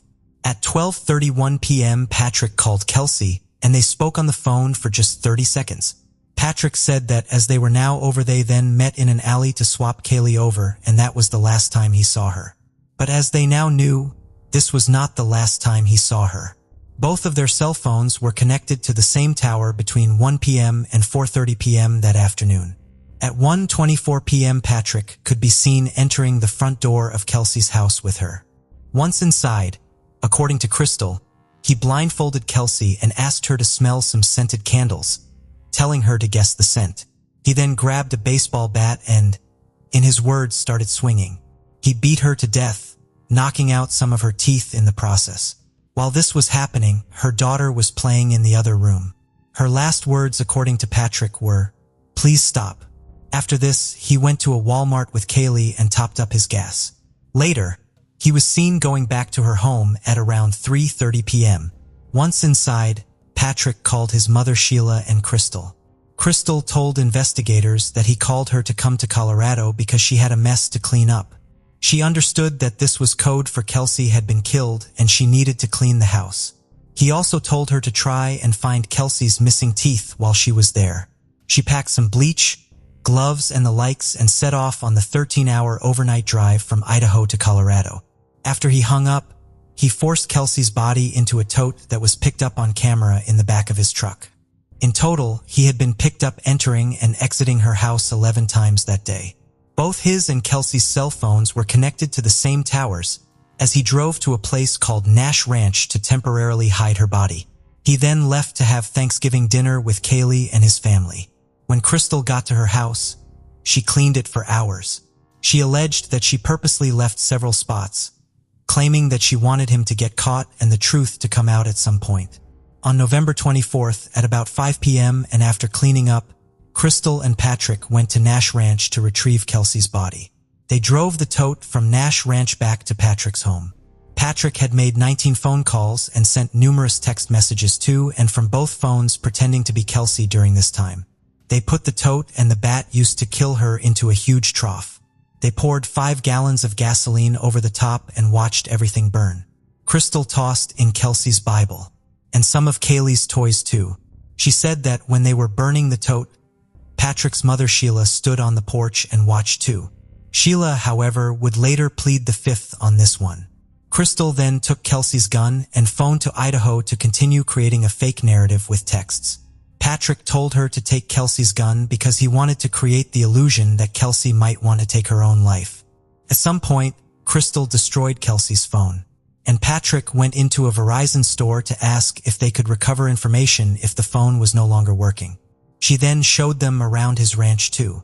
Crystal's best friend that she had confided in told her she regretted not passing on the information before anything happened to Kelsey. She believed Crystal was scared and said she had very, very good reasoning for whatever it is she may or may not have done. On December 21st, less than a month after she had been reported missing, Patrick Frazee was arrested and charged with first-degree murder, solicitation to commit murder along with 6 other charges. He pleaded not guilty to everything. Crystal Lee Kenny pleaded guilty to tampering with evidence and became a star witness for the prosecution. The lead investigator said in his 37 years on the force, he had never had a nobody case before, and although he was glad that he could get some answers from Crystal, he now knew there were no remains for Kelsey's family to lay to rest. He had to really gear himself up for the conversation and said, "In my mind, I'm hoping we're going to find the body. And when she tells us she's burned it, I thought, how do I tell Cheryl? How do you tell a mother and father that your daughter's been burned? It's hard to tell a parent, but to tell them this happened, I couldn't do it." Sheila, his mother, was also briefly detained but not placed under arrest. Courts held an emergency custody hearing to determine what would happen to Kaylee. Patrick's parents were fighting for custody, but the judge determined Kaylee should stay with Cheryl. If what Crystal said was true, then given the fact Patrick's mother watched him burn Kelsey's body, it's good to know that custody did not go to her. To some of Kelsey's friends, it came as no shock that Patrick was behind what had happened. Patrick's ex-girlfriend Vanessa said she saw this side of his character during their relationship. She said, "I was attracted to his sharp wit and he was excellent at reading people, but his behavior quickly became emotionally abusive and controlling." Their on-again, off-again relationship ended in 2014, when Vanessa said she came across the definition of a psychopath online. It fit him to a T and matched all of his behaviors, and she decided she had to call time on things once and for all. Vanessa believed Crystal was under his spell just as the way she used to be. He's a very, very complicated individual. He's very, very smart, and like I said, he can read people really well, and he knew how to press people's buttons, she said. In October 2019, almost a year after Kelsey was last seen, Patrick's trial started. During the trial, cameras and live reporting were banned and security was tight. The jury would hear from some key witnesses, including Crystal and an inmate that had shared a cell with Patrick. Patrick had passed the inmate notes on toilet paper asking him to help kill people on the outside that knew what was going on. Crystal was one and her best friend and Cheryl were 2 others. One note read, "They all need to disappear unseen until 11:22 after the trial. I'd really like to see Crystal with a bullet in her head. No video, no weapon, nobody, no forensics." After just a few hours, the jury unsurprisingly returned a unanimous guilty verdict. Patrick Frazee was sentenced to life without parole for first-degree murder, to be followed by 3 consecutive sentences of the maximum 48 years each for the 3 counts of solicitation to murder and the maximum of 12 years for tampering with a body, and be followed by 5 years of parole. In total, he was sentenced to life without parole plus an additional 156 years. Patrick Frazee will die in prison. The judge said, "Your actions were vicious, senseless, without reason nor explanation. After you beat her, you burned her body like a piece of trash. Your crimes deserve the absolute punishment available." Kelsey's family had agreed not to seek the death penalty against him, with Cheryl saying, "The district attorney praised Kelsey's family, having grown close to them over the trial. He described them as salt of the earth, wonderful people." Crystal Lee Kenny was also sentenced to just 3 years in prison. Kelsey's family acknowledged that without Crystal's cooperation, a conviction would have been difficult if not impossible. But they believed, along with many people, that she should have received a much heavier sentence. The only thing she didn't do was swing the bat, they said. The lead investigator added, "Crystal did some horrific things, and as horrific as what Patrick did, Crystal did some hardcore things too. It was hard, and it's still hard for me to understand why she made the decision she made, partially because I'm not in a domestic violence situation. I have an appreciation and respect for the dynamics of it all. She's an intelligent woman. She's a good mom. The decision she made and why, quite frankly, I'm not sure any of us would ever understand. But without Crystal, we wouldn't be where we are today. But another detective wasn't so sure and said, I'm still torn. I think between empathy and just being appalled by what she did. Like he said, I'm not part of a domestic situation. I have never been. I can't speak to what's going through someone's mind. It's just hard to understand. 11 hours, come down and do that. And you don't call the cops? Don't understand it. Crystal was then resentenced to 18 months and released early in 2021. Patrick Frazee appealed his sentence, but in 2023 this was denied. None of Kelsey's remains have ever been found. What happened in the small community that Thanksgiving Day definitely left a dark cloud over the town. One that everyone was keen to try and remove as best they could. Volunteers, construction workers, and other local businesses came together to donate their skills and materials to rehabilitate Kelsey's now damaged house so that it could be resold. It was our way of showing that Woodland Park isn't about Patrick Frazee. It's about good people, one neighbor said. To think that Kelsey's daughter will grow up without knowing her is heartbreaking. And for what? What on earth possessed Patrick to do this is still not known. It was a senseless murder for simply nothing more than murder's sake. Kelsey's uncle said his whole family are big huggers. But Kelsey definitely gave the best ones, and that is something everyone will always miss. A detective said there's questions we have never answered. I don't put pictures of victims in my cubicles or anything like that. I think we all remember our victims, all of them in cases like this. Kelsey's just going to be one that sticks with me for a long time. I can't fathom why Patrick did it. I don't know what possesses an individual, be it Patrick or anyone else, to be so angry and violent to the mother of their child. I just don't know. Another officer and the district attorney added, unfortunately, we never got to meet Kelsey in real life. We would have loved to have met her under a different circumstance. For a woman to be involved in the aviation industry or the military, it's not an easy task. It's a difficult world to get in, but she had no difficulties at all. She was so well respected. She was revered. She was appreciated. The comments that her coworkers made about her, even how the students talked about her, really showed what a wonderful person she was and just how dedicated she was to not only her daughter, but to her country. How we feel means nothing. I hope if Kelsey's soul has the ability, she knows that people did care, that we, all of us involved, all the people from the FBI, CBI, the DA's office, everybody, people did care. She was and still is important. She always will be. May 20th, 2020. We start today's episode in the middle of the UK's lockdown.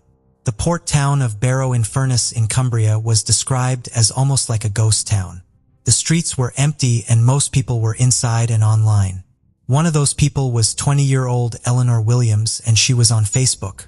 After typing out a lengthy paragraph, she hit share on a post that would go viral almost as soon as it went live. I think this is the hardest post I'm ever going to write. It began. Yesterday, I was put into the back of a car and taken to an address to have sex with 3 Asian men. Afterwards, I was beaten to teach me a lesson. She continued. She went on to speak about years of abuse, rape, grooming, and torture, as well as being trafficked to different countries. She shared pictures of her injuries. Injuries that looked so painful, they made you wince when you saw them.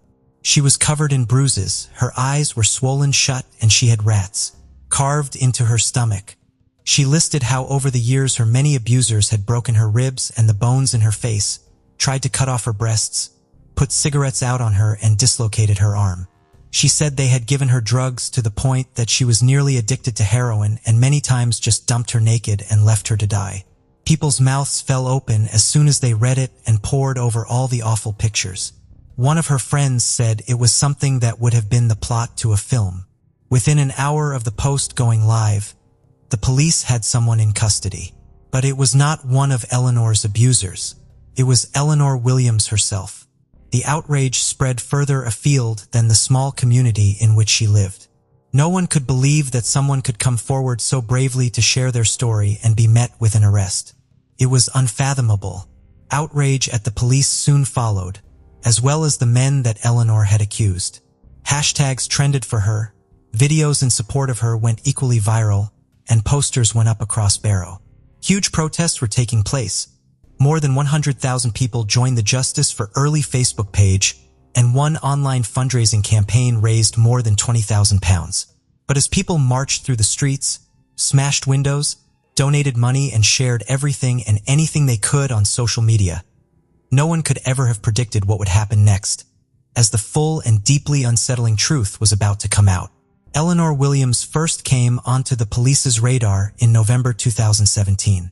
16 years old at the time, she lived a quiet life by all accounts, living with her mom, stepdad, and siblings. Her parents had split when she was younger, and she didn't see too much of her dad. Her family were quite well known around town, as her mom Allison was a labor counselor and described as a pillar of the community. People said Eleanor could go through periods of being quite quiet, maybe even a little subdued. Friends said she would occasionally skip school, much preferring to be out socializing and at house parties, but they said it was nothing out of the ordinary for a lot of teenagers. Just after 1 p.m. on November 22, 2017, sat down for a taped interview in the police office. She had already gone to the hospital with her mother after concerns that she had been sexually assaulted at a party, but was struggling to piece everything together. Elena told them that after finishing a shift early, she uploaded a picture to Snapchat after her friends saw they encouraged her to come to a local house party, but she said no. She wasn't feeling it. They said it would just be a small group, some drinks, and a good laugh. So she finally gave in and turned up. It was at her friend Cameron's house. She went on to say that she and Cameron took a shot of vodka in his bedroom and then he had tried to kiss her. She didn't want to engage and made an excuse to go to the toilet, but he got angry and dragged her back by her hair, throwing her onto the floor. She said she couldn't remember anything after that. She woke up in her own house and then started receiving messages on Snapchat from Cameron. One said, "Drugged you, ed you, mugged you, left you, laughed at you. I've got HIV." Terrified, she then went straight to hospital. 22-year-old Cameron was horrified and denied that anything had happened. He was so confused when he saw the Snapchat screenshots. He said it simply wasn't true. Couldn't be true. That was not him. He said yes, Eleanor was at his party, but she was so drunk at one point he contacted her sister to try and help and to make sure she got home okay. He was concerned about her. He was let go, and Eleanor eventually said she was dropping everything against him. However, he remained on bail and the police's radar for a further 6 months after this. 2 years later, the now 19-year-old Eleanor was living in her own flat. After frequent fights with her mom and stepdad, she said she was sick of it and needed her own space. It was at this time that she would contact the police again. On May 9, 2019, with bruising across her face, Eleanor detailed how a man named Jordan Trengove attacked her with a knife, beat her, and raped her 3 times. She showed messages from Jordan, some which read, "I'll rape you again and leave you for dead." Jordan was interviewed but denied it all. They had been on a night out together back in March, but he said Eleanor disappeared halfway through the night and he didn't even see her leave. He was far busier trying to talk to another girl. He said they knew of each other but not very well, and he emphatically stated that those messages had not been sent by him, and he was beyond confused. On that particular night out, he and the girl he was talking to, Ebony, were actually dropped home by police officers after they spotted Jordan arguing at a taxi rank. He and Ebony stayed at his that night. It seemed a pretty solid alibi, and he was let out on bail, but a few days later, Eleanor would call the police again. She said Jordan had forced his way into her flat and attacked her, beating her with a shower head.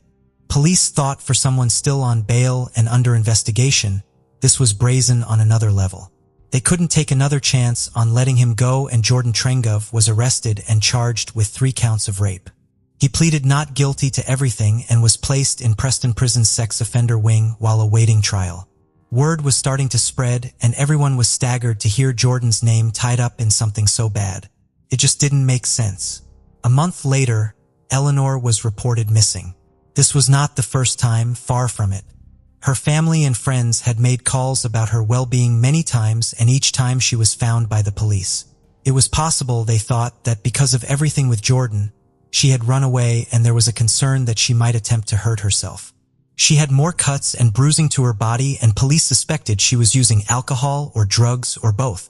A month later, Eleanor was back at the station to make another report. She told them she had met an older man she called Rami at a house party years ago. A house party she admitted she should never have been at. Rami was Mohammed Ramzan, a married father of 4 and a local well-known and well-respected businessman, and Eleanor said she had known him since she was 12 and he had started grooming her almost immediately. She said at one particular party he had asked her to go and have sex with one of his friends, calling it a massive favor. Eleanor said she did. Detectives listened in horror, wondering what on earth was going on in their quiet seaside town. What were they scratching the surface of? Eleanor told them things had escalated and she was now being taken to various homes to meet multiple men at the same time. Some houses were even in Rochdale and Oldham, hours away from Barrow. She claimed Mohammed was the organizer of what was seeming to be a huge group of men and organized crime. She said Mohammed had tried to sell her for 25,000 euros in Amsterdam. And she also wrote down a list of names or descriptions of more than 50 girls that she said were victims as well. Investigators said they couldn't help but think of past things like the Rochdale grooming gang, which came to a head in 2012. This saw 9 men convicted of sex trafficking and rape amongst other charges. And as of January 2024, a total of 42 men have been convicted, resulting in jail sentences, totaling 432 years. And 47 girls have so far been identified as victims. They also thought of what is known as the Rotherham child exploitation scandal, which saw organized child sexual abuse happening in Rotherham in northern England between the 1980s right through until 2013, with over 1,400 victims. Both of these appalling instances highlighted years of failures of the authorities to act on reports that had been made to them. As the police listened, the parallels seemed uncanny, and it was hard to not let their mind go to the past. They wondered if they were uncovering something similar here. They arranged for new accommodation for Eleanor outside of Barrow, worried that if these men found out what she had told them, it could be life-threatening for her. Mohammed Ramzan was quickly arrested and interviewed. It took him a minute to even realize who Eleanor was. He said he barely knew her, let alone had spent any time with her. As detectives reeled off the list of crimes, places and times, he sat aghast. He couldn't believe what he was hearing and denied everything. After almost 48 hours in custody and hours of interviews, the police concluded they did not have enough to hold him, and Mohammed was released on bail. But her allegations were so serious that the local station wanted outside resources to help and set up a major investigations team. The senior investigator said if history was anything to go off, they could not under any circumstances take a chance. Over the following months, Eleanor would become a regular face at the station. She was working closely with the team and would share everything with them. She revealed to the team that she had been forced to go to Blackpool on June 30th, after being told she was very valuable and this was a place they could make more money from her. Police said she gave a huge amount of detail and specifics about everything, descriptions of the shops, the sounds she heard, the streetlights, what calendars people had on their walls, what color their hallway wallpaper was. They were elated she could remember so much, knowing this was building a really strong case for them. They asked if they could drive to Blackpool themselves and go around in an unmarked car, while she pointed out the locations to them. She said that she would. But as soon as they reached Blackpool, this was where all her details stopped. It was now just a long list of "don't know" and "I'm not sure." They spent 2 days driving around, but Eleanor couldn't give them anything. Other officers were going to various hotels and B&Bs in the area, sharing Eleanor's details and asking if anyone under her name had been booked in on June 30th. Finally, at the Savoy Hotel, a staff member at reception confirmed that yes, and Ellie Williams had indeed booked a room with them. She had reserved it 2 days beforehand via booking.com, and CCTV showed her checking in alone at about 8:30 p.m. An hour later, she left the hotel and more cameras picked her up in a couple of local shops. She paid for a pot noodle and some milk before heading straight back to her room. During this time frame, she had already told the police that she was being driven around and assaulted in various locations by various men. Reception could show them her keycard information, and after she got back to her room that night, her door had not been opened for almost 24 hours. She didn't leave once and no one entered her room. She was actually logged into BBC iPlayer and watching videos on her phone. She then returned home by bus. Back in small community of Barrow, with Jordan now in jail and Muhammad under investigation for the most serious of offenses, this was really all people could talk about. Police had been going door to door talking to the girls Eleanor had named as also being victims of this alleged grooming gang. But none of them had a clue what was going on or what she was talking about. One girl said she was baffled when the police knocked on her door. She had only been on one night out with Eleanor, and it certainly had not ended with anything like that. They had gone to the same school together but were in different years, and she said she always remembered thinking there was something very strange about her behavior, but this was just bizarre. It was this combined with the CCTV from the hotel that gave police an awful realization. Eleanor Williams was lying.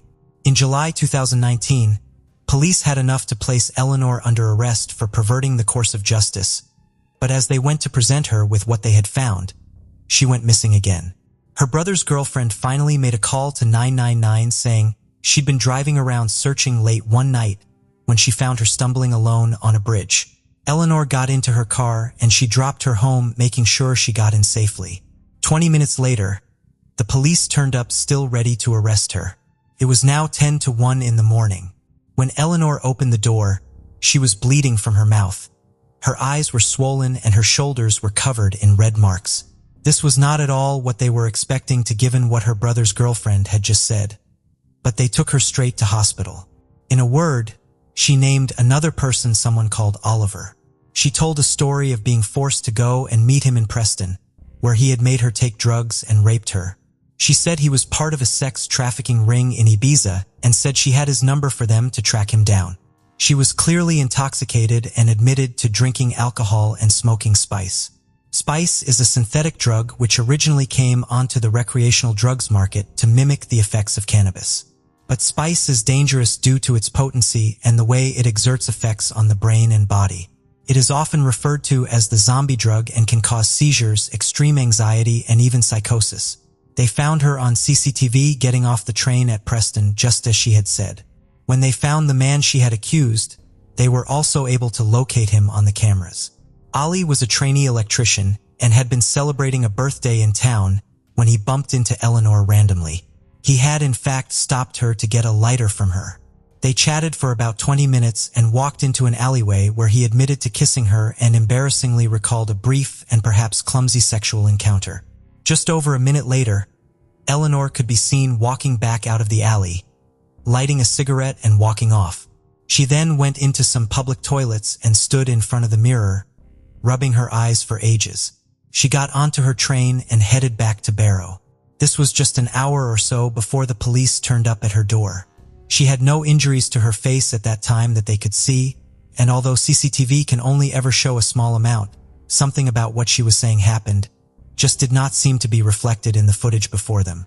Ali even sent her a message asking her to add him on Snapchat, hoping to see her again. He told police he thought she was gorgeous and he was happy that he had met her. She told him she was from Wigan and was going to work in one of the nightclubs in Preston. Neither of which were true. He said, was just calling her to see because I was happy I met her and I was ringing her to arrange to meet her. That's why I called her, because I wanted to see her. The police said from their examination, it seemed to be a totally random encounter and he appeared to genuinely quite like her. When she got off the train at Barrow, the story she told the police was that she was then met by two older Asian men who walked her back to her flat where she was brutally raped and attacked again. But the cameras showed her walking alone for a good while before her brother's girlfriend, just as she had said, saw her on the bridge. His girlfriend confirmed that there was no one with her at the time she picked her up and she had no injuries to her face or body. She dropped her home and then called the police right away to let them know she was back. And just 20 minutes later, her face was now bleeding and she was covered in marks. As well as what her brother's girlfriend had told them, her neighbors hadn't seen or heard anything either, and detectives said there was no other conclusion they could draw other than she had done this to herself. But this was such a hard thing to even imagine someone doing to themselves. Everything was moving so quickly and more names were being thrown out. She accused another man named Lee of rape and told people she had a baby boy called Bailey, and even said she spent several weeks in hospital in a coma after being given a backstreet abortion using knitting needles. She had never given birth nor been in a coma in hospital, and all of this could be confirmed by her medical records. Eleanor Williams was finally arrested and charged with perverting the course of justice, and police presented her with CCTV from the Savoy Hotel. She changed her story and said the men in the gang had found out she was informing them, and knowing her life was in danger, she had to hide out in hotels. But when officers pointed out they could just check her flight records to corroborate her story about being trafficked in Ibiza, she admitted that wasn't true. When she claimed Muhammad had trafficked her to Amsterdam to sell her at an auction, she had in fact been in Amsterdam, but with her sister and her sister's boyfriend sharing a room with them as well. Bank records could put Muhammad in AB and Q in England on the very day she was talking about, with her partial admissions now starting to come out. The court agreed to release Jordan Trengov, who was still awaiting trial for the 3 counts of rape he was refuting.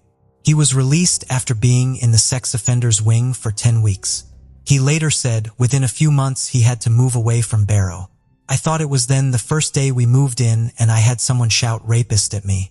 It was clear then that no matter where I went someone would always know. I was barred from everywhere. Eleanor was let out on bail and went back to her mum's. She was given a strict curfew, and almost a year would pass while the police continued to compile their case. We now find ourselves back where we started today's episode, in May 2020. On the 19th of May, Eleanor's family reported her missing again. She had now been reported missing more than 30 times in just 1 year. Officers finally found her late one evening, standing in a field dressed in all black with her hood up, carrying a rucksack. She was talking very fast and was agitated. As they got closer, they could see she was covered in blood, with black eyes, and the tip of one of her fingers was almost cut off. As she sat in the back of the police car, she said she had been dragged into a car and taken to a house where she was beaten and raped by 10 Asian men. These were the most extreme injuries they had seen so far, and she was taken to hospital. As soon as the sun rose, police were back in the field. They found her in looking for any more clues. They quickly found a hammer covered in blood, which they took in for testing. Her injuries were so brutal they were hard to look at, and some pictures we have not even included. But these would be the pictures she would upload to Facebook a day later. Pictures which would go viral and start to unravel the chain of events we find ourselves in. Detectives said they were watching someone take things to such a point she could have ended up taking her own life. She was clearly extremely troubled. She was drinking a lot, taking drugs like spice and cocaine, running away, and allegedly making attempts to end her own life. As she had broken her bail conditions, they were able to rearrest her. Little did they realize that while she sat in custody, her Facebook post was spreading like wildfire. Detectives seized a further 8 hammers from her flat and multiple phones. Experts spent time trawling through the vast amounts of accounts and messages. She would largely use Snapchat to talk to people, and with the cooperation of the social media giant, they got access to her Snapchat data. Professor Lee Grant, an expert in forensic linguistics, examined the messages between her and her alleged attackers, and he said he found a significant similarity between the words and phrases in all the disputed messages. He concluded that she had written them all herself. Between October and December 2019, she was chatting to someone she knew from school called Harry Cooper. They had been flirting over messages, and when the messages became more sexual, she changed his contact information to Exaram, someone she told the police was a trafficker attempting to groom her. She later changed his info again to Exrami, so when Harry called her, she could show it to the police and say it was Muhammad making the calls.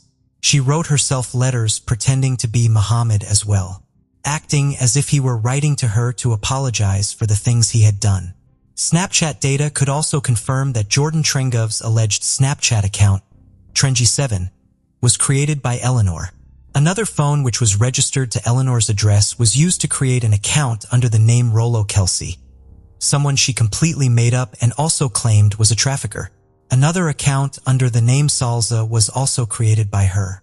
In early July of 2019, she used another mobile phone which had been given to her by a Barrow charity which supports female victims of violence and sexual abuse called Women's Community Matters. She used this phone to send messages purporting to be another victim caught up in the trafficking ring, someone called Nicole. Every single allegation she had made, police could pick apart, either using phone data or CCTV. Testing on the hammer also came back, and there was only one person's DNA on there, Eleanor Williams. A pathologist concluded that her injuries were consistent with self-inflicted blows using her right hand. They were also able to find CCTV footage which showed her purchasing the hammer that was found in the field, and which also confirmed she had been on her own the whole time. A 10-week trial would begin in October 2022, and it was complex to say the least. Dr. Lucy Bacon, a forensic psychiatrist who assessed Eleanor many times, diagnosed complex post-traumatic stress disorder resulting from childhood trauma. She said she displayed all of the key symptoms including suicidal ideation and substance misuse. She said she suspected undisclosed sexual abuse in childhood and social services being involved in the home until she was 8, although the ins and outs of this are not known. Dr. Martin Locke was on behalf of the prosecution, and he said he was not able to diagnose Eleanor with any psychiatric disorder. But Dr. Lucy Bacon suggested this may have been because he was male and that Eleanor had refused to engage with some male healthcare professionals in prison. A big part of the prosecution's evidence was the hammer and the self-inflicted wounds, but in court Eleanor denied hitting herself with anything, saying, "I'm not a psychopath." The jury took just 3.5 hours to find her guilty of 8 counts of perverting the course of justice, and unusually for the UK, her sentencing was televised. 22-year-old Eleanor Williams was eventually jailed for 8.5 years and is first eligible for parole in 2027. A petition to extend her sentence was rejected, as was Eleanor's appeal against her own sentence. Through an apology letter to the judge, Eleanor partially admitted her lies, saying she had done wrong on some of this and added that she wasn't thinking straight when she made the Facebook post. Allison, Eleanor's mom, said, "The order says Ellie was a victim of exploitation and trafficking from the age of 12. Personally, I don't believe that because I think as her mother I would have known something was happening to her at such a young age, but to us, her family, it says she was telling the truth, that she was a victim in the way that she claimed to be, and as her mother I believe her. There were some things she claimed that I do believe were not true. There were parts of it that she made up. I also don't believe that Ellie inflicted those injuries on herself. She couldn't have caused them. There is so much people still don't know about Ellie and what she has been through. They would think differently if they knew." The more than £20,000 that was raised via online funding was intended to be used to pay for a private prosecution of her alleged attackers. After outraging questions about where the money had gone, Allison said that £13,000 had been donated to 2 homeless charities. But Shane Yarrell, who organized the appeal, said he had launched legal action to recover the money, with just over £7,000 having been returned to him by his bank following an anti-fraud claim. He transferred $3,600 to the Barrow-based Furness Multicultural Community Forum and gave the same amount to the James Bulger Memorial Trust. Allison was also suspended by the Labour Party. There were also calls for stricter rules to be put in place when it came to social media. Some of her posts were viewed over 100,000 times, which made it very hard for the police to put a stop to things and also dissect the truth from the lies. However, we all know that the internet moves at a rapid speed, and in the space of a few minutes, something can be on the way to going viral. Once it's out there, and it's very hard to put the jack back in the box, so to speak. The Online Safety Act 2023 was created to regulate online speech and media and referenced Eleanor's case. It gives the relevant Secretary of State the power to designate and suppress or record a wide range of speech and media that is deemed harmful. Cumbria police said they had to deal with more than 150 crimes in the aftermath of Eleanor's Facebook post, 83 of which were classed as hate crimes.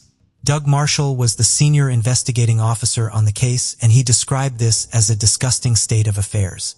There is still so much speculation about what possibly possessed her to do something like this.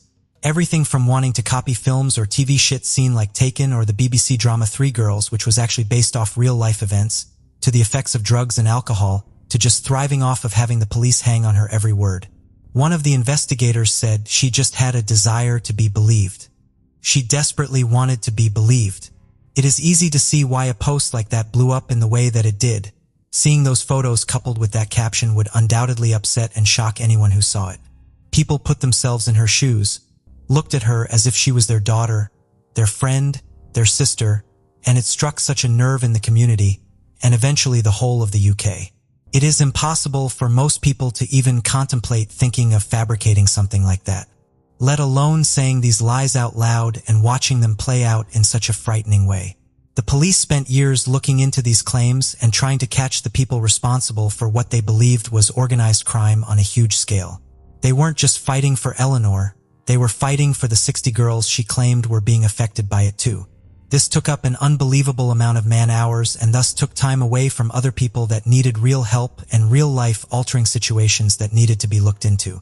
And the men that found themselves accused of some of the most appalling things you could ever be accused of, what they went through is unimaginable and will stay with them forever.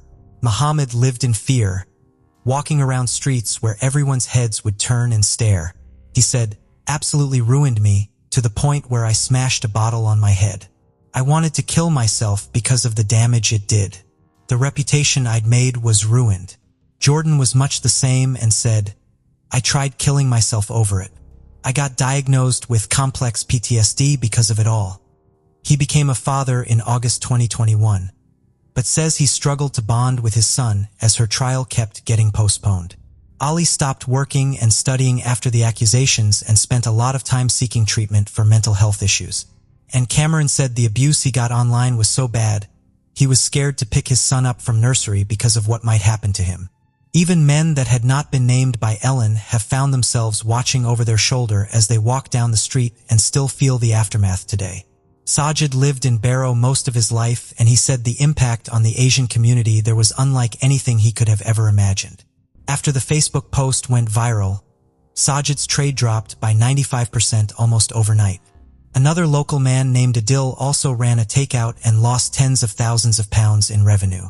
He had to take out a loan and borrow money from family and friends just to get by. He said people just looked at him differently. Even customers that came back looked at him differently. The impact of this on people that had suffered abuse was also massive. One of Eleanor's friends who had suffered years of abuse herself said reading Eleanor's post gave her the courage to tell her own story, and the betrayal she felt when the truth came out broke her heart. She said it was like a domino effect. Everyone was coming forward to tell their story, to make her feel like she wasn't alone. The last thing we wanted to do was not believe her because we know what it's like to not be believed.